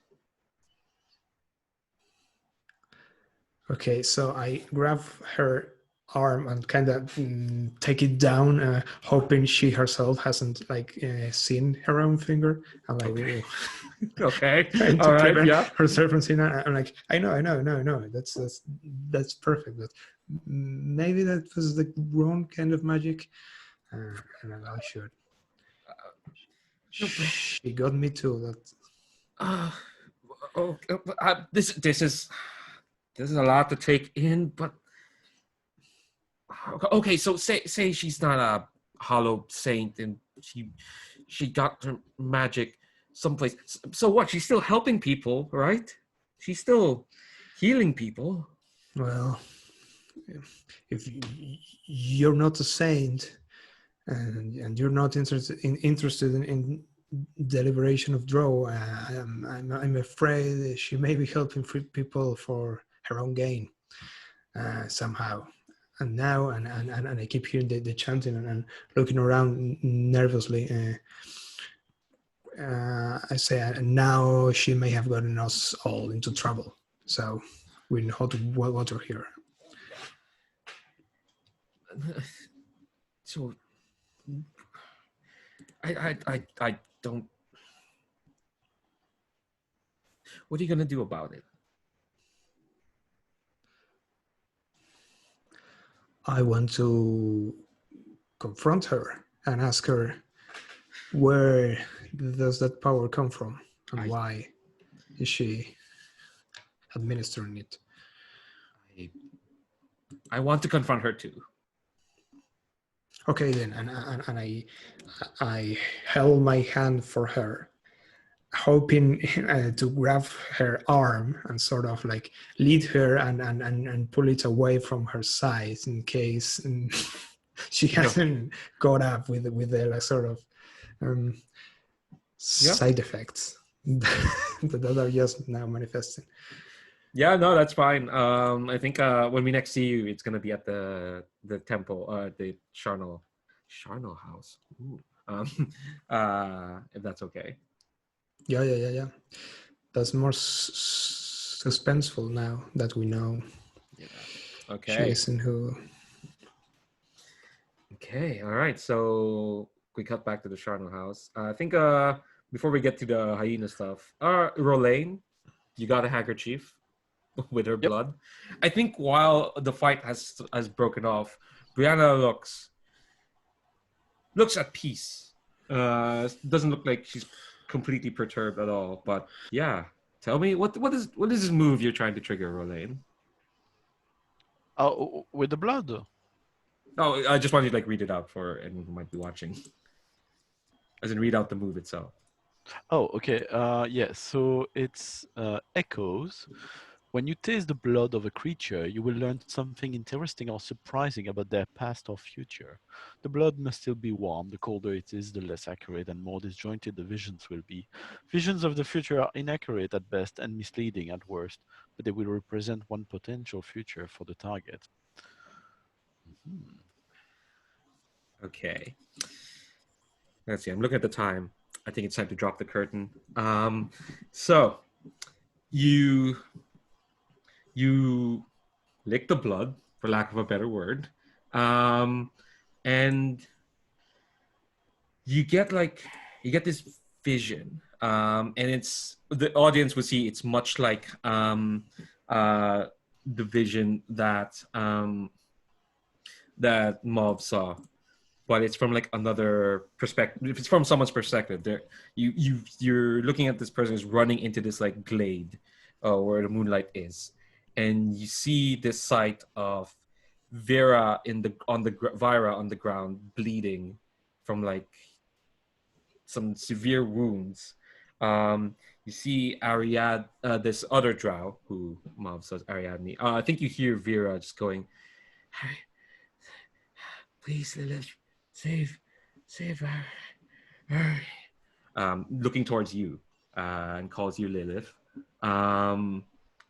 And your perspective looks up and sees Ariadne, or this drow, on the ground as this perfect version of her, this beautifully realized version, who you recognize as Brianna, this Hallow saint, kind of like looks over her, this other drow, Ariadne, who's like unconscious, and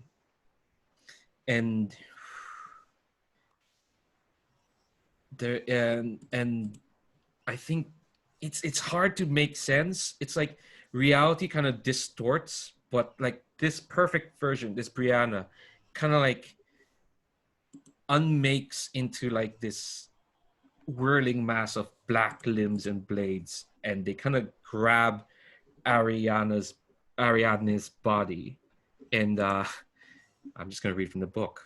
The fetch's jaw unhinges and it swallows Ariadne whole. And there is this like cascade of reality remaking and unmaking itself as it tears apart. And once that's done, as the perspective you're looking at is grabbing Vira's unconscious but still breathing body, is dragging away. We see like the camera shot upstanding just in the glade in her perfectly realized form is this saint whose blood you just licked. Brianna rose blooming in the void. Okay, so that thing consumed an actual saint and now is passing for a saint. Not an actual saint, just a person. Oh, so the thing which consumed was not Brianna herself. It was. I'll just tell it now because this is part of like the lore of like Spire. What the thing in the mirror was called a fetch, which is like a magically idealized version of yourself that they found in this weird garden full of strange magic. And this fetch came to life and ate the person that it came from. What Roland kind of realized, like, there was no actual saint. This is strange, fucked up magic from deep below Spire. Okay, and Brianna is that thing. Yes. Okay. I'll step outside. Okay. On the balcony overlooking the whatever fight I started. Okay. But it's not really a fight. Krell just took an axe to Vira's shoulder. Okay. So what's the name of the enemy that Dumas is fighting there? Dumas not yet fought. I was actually going to move to him. We can say you can step on the balcony if that's okay. Yeah, I just wanted to address whoever's fighting to break the fight. Okay. I do want to see Dumar fight before you break it up. If that's okay. Sure, no problem. Dumar. So you are privy to none of these revelations. I'm sorry. What do you do? I think Dumar makes a signal, like a little clicking sound for Chark, and says, "Chark, fetch." And Dumar, having found an appropriate vantage point, pulls a heavy crossbow that he keeps maybe behind his altar, and aims at, is it Lilith who is outside? Vira, sorry. And fires that crossbow, and with Chark fetching, following that command, that means that that's the wrong one. Yeah. When you hunt down a target, you can see and hear. You do so with mastery. This is kind of hunting. Okay. It's fine. I'll let you have it. Oh, I appreciate that. Great. Yeah. So let me see here. I definitely don't have fight as a skill. Yeah, that's perfectly fine. You can still shoot a crossbow. Great. You get 1d10 for luck. Yep. You're in your religious place. Right. And Shark just gave you mastery. She has a difficulty of 1 now because she got hit by an axe. Went from 2 to 1, so you got 2d10. Sounds good.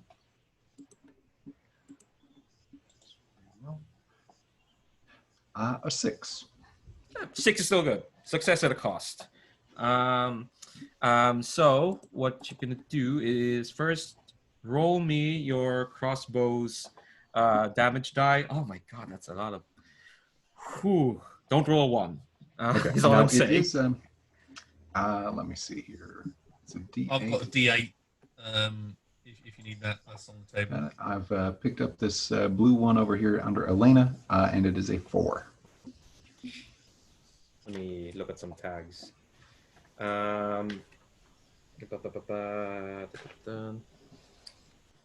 Okay, cool. You're fine. Yeah.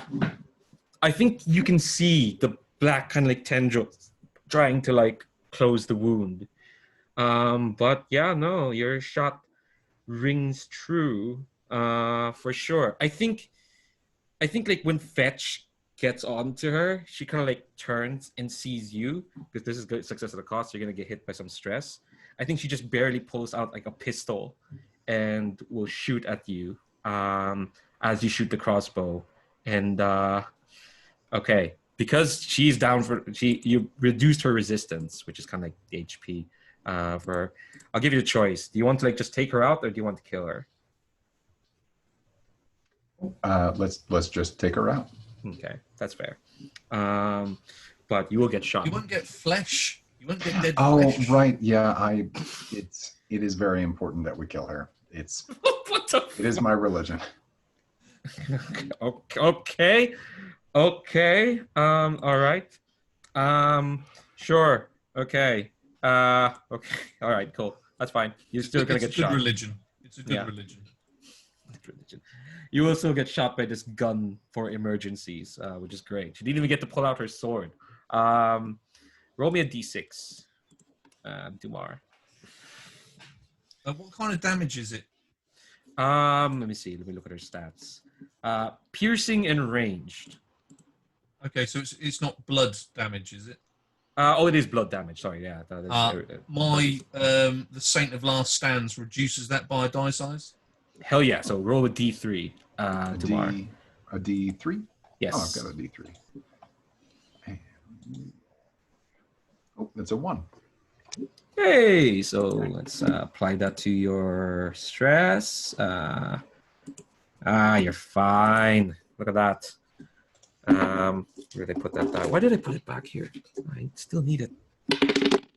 Yeah, you're grand. That's a 7. See what happens when you keep rolling above a 7. You get no stress, and you just make it through.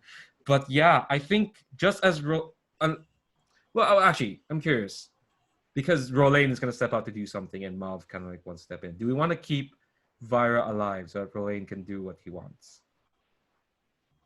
Because I know you got your religion tomorrow, but I'm just cognizant that Rolane was going to step out to do something. Yeah, we can. I think we can offset the death so it's not immediate, so that Rolane can do a cool thing. I mean, you can kill that one. I guess there's a second in command. No, yeah, I think okay, yeah, That would okay. support what I want to do if there's a second in command. They're all a bunch of people, right? There's like 4 people. But they were kind of like mooks. They were gonna surround Krell, but I think they're gonna be 4. I thought they were like a mob. Disappointed. okay. Fine. You want me to give you something in the distance? I'll give you. Well, no, we don't. We barely have enough time. But you want to do? What do you want to do? Tell me what you want to do, and Okay, I just want to step out, pick the highest ranking or whatever person who seemed to be in charge there, say something in the vein of, "Would dare disturb Rolane who walked out of the heart as he's having a guest? Is that you?" And I want to do Night Terror. Once per session, when you meet an NPC for the first time, declare that they have tried to... Oh, I recognize you. Yeah, I recognize you. You already tried to meddle with the thing I do. Declare that they have tried to intervene in your affairs at some point in the past and failed. They are not terrified of you with all the risks that entails. I think I know the NPC the best to hit that, and they're gonna be around here because obviously there were 2 parties vying for Brianna. Vara got there first, but Lilith was on her way.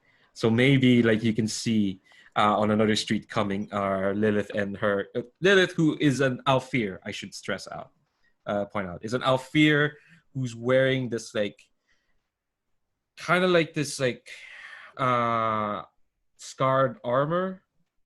Okay. And the mask that's kind of like a beak with like spikes, and she was just like heading there on her way. Lilith was the point of view that you saw, Rolane.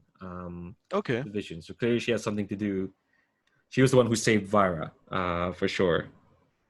Okay, from that creature. So she would know that the creature was in there. Yes. So yeah, you can hit that move on her if you want. Yeah, I will do that. But my discourse will be as much, will end with something in the vein of, as much as I can enjoy the spectacle of some blood being spilled, I believe it would be more useful that we come to an agreement to get rid of a rodent who found his way in our place. I think you hear like a heavy breathing behind her mask. And Krell and Dumara, you can see this as well, that like this Alfir woman is kind of like stepping back from Rolane. And she says,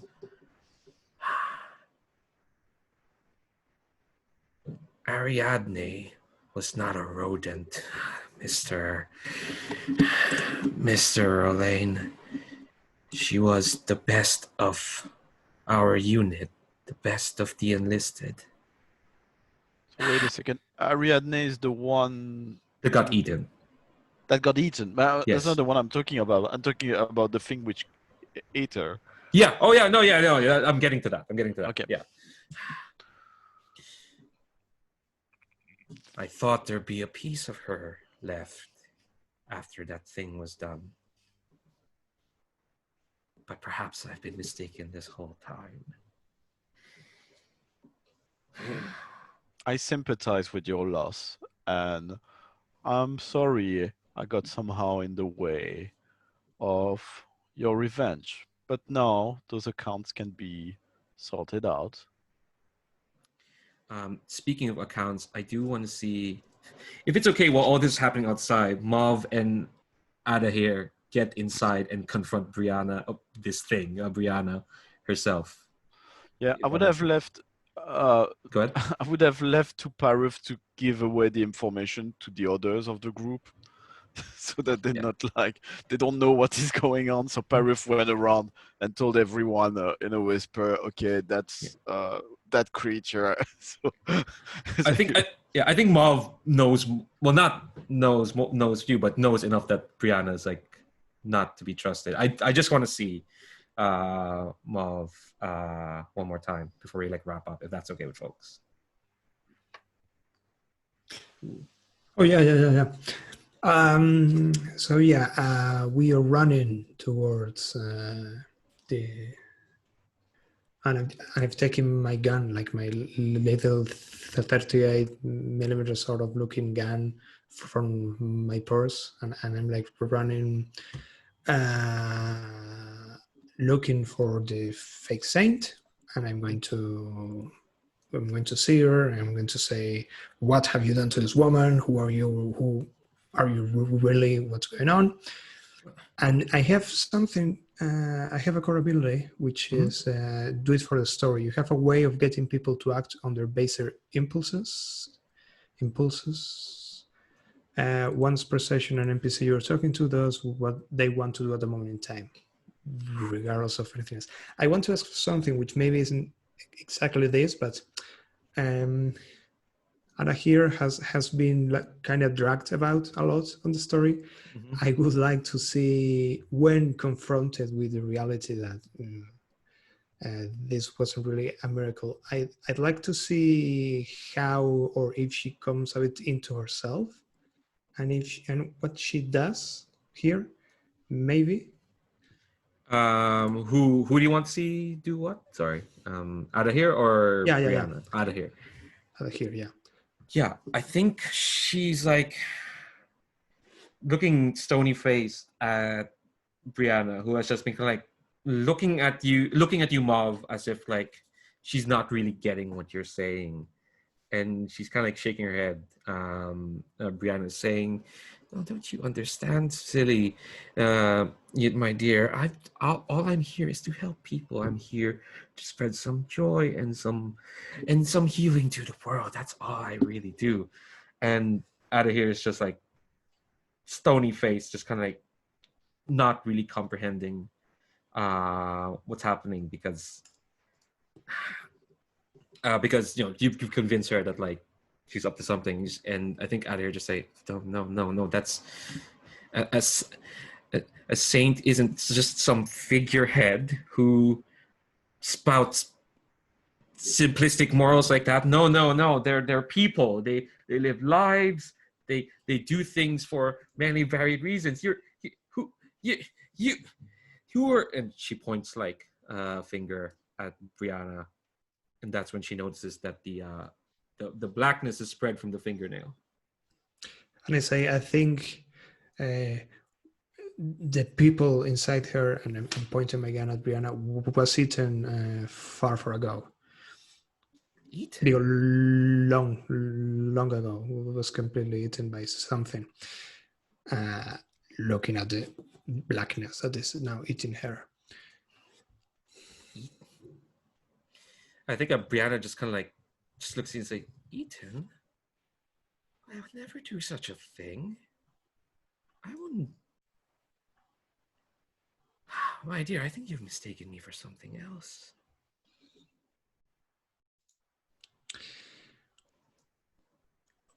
Okay, so You don't have to do anything here. Like you can just respond to that. But I'll give you. Sorry, let me just cough for a moment. I think what you can tell looking at Brianna is just like she can't really comprehend because she is that simple of a creature. She was made to bring joy and healing. That's all she is. I think I'll give you like a moment actually, since you saw that vision. There's like a brief half step when like Brianna, the perfect idealized, this perfect idealized person, disappears for a moment, and you see Ariadne, and she is just like she looks tired and gaunt and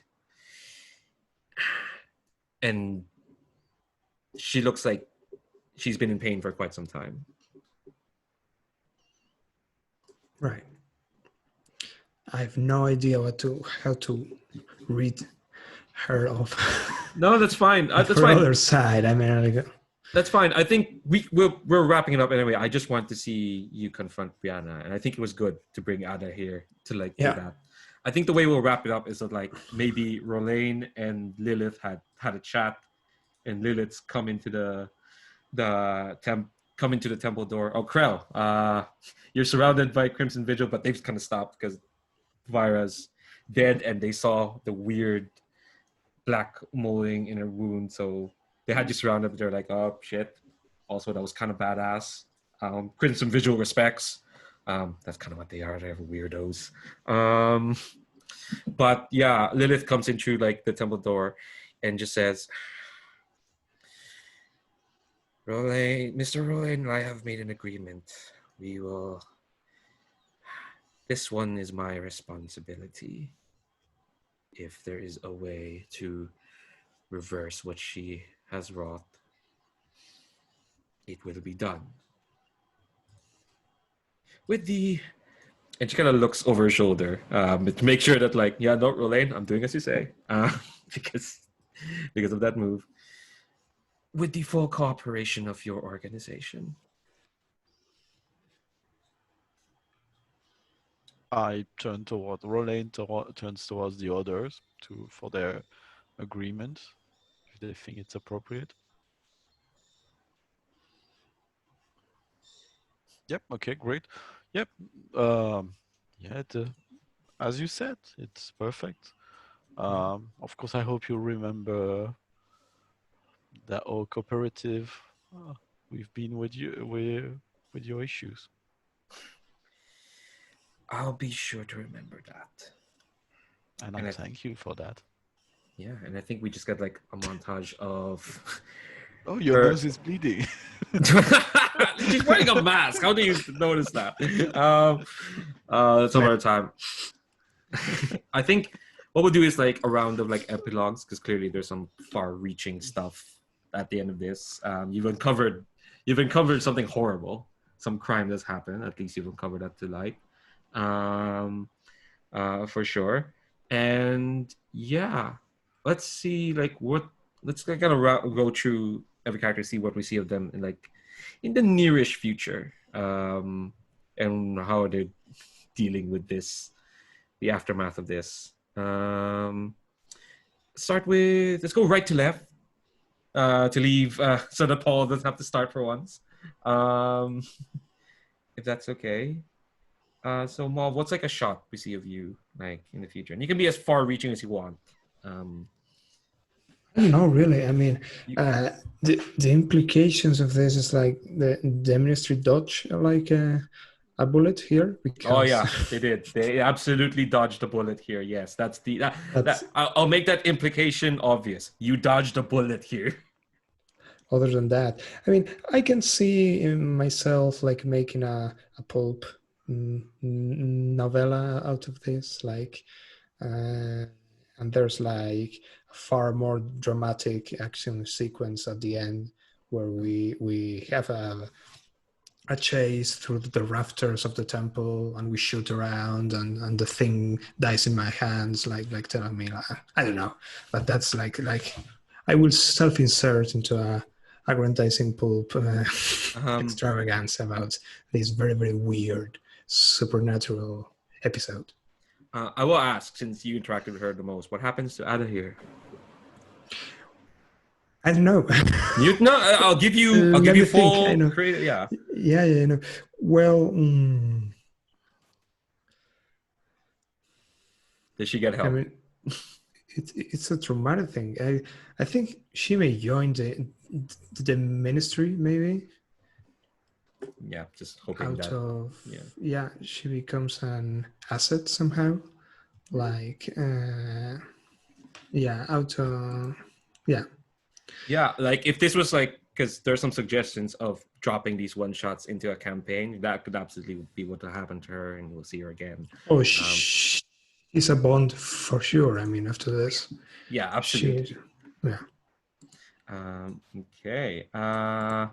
What about Rolaine? What do we see of him?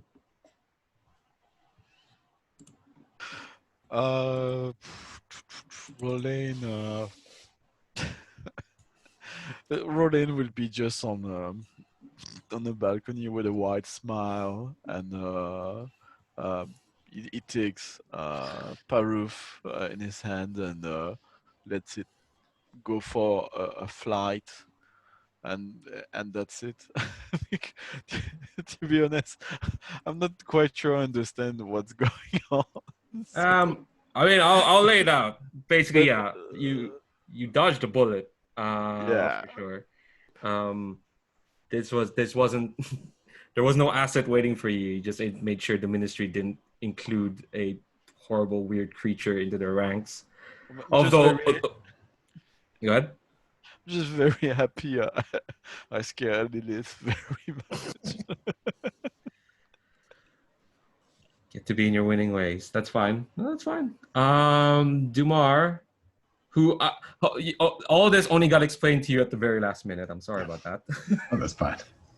I think we see a shot of Dumar glancing nervously at Vira's corpse with these odd black viscera stones kind of emanating from it, and he's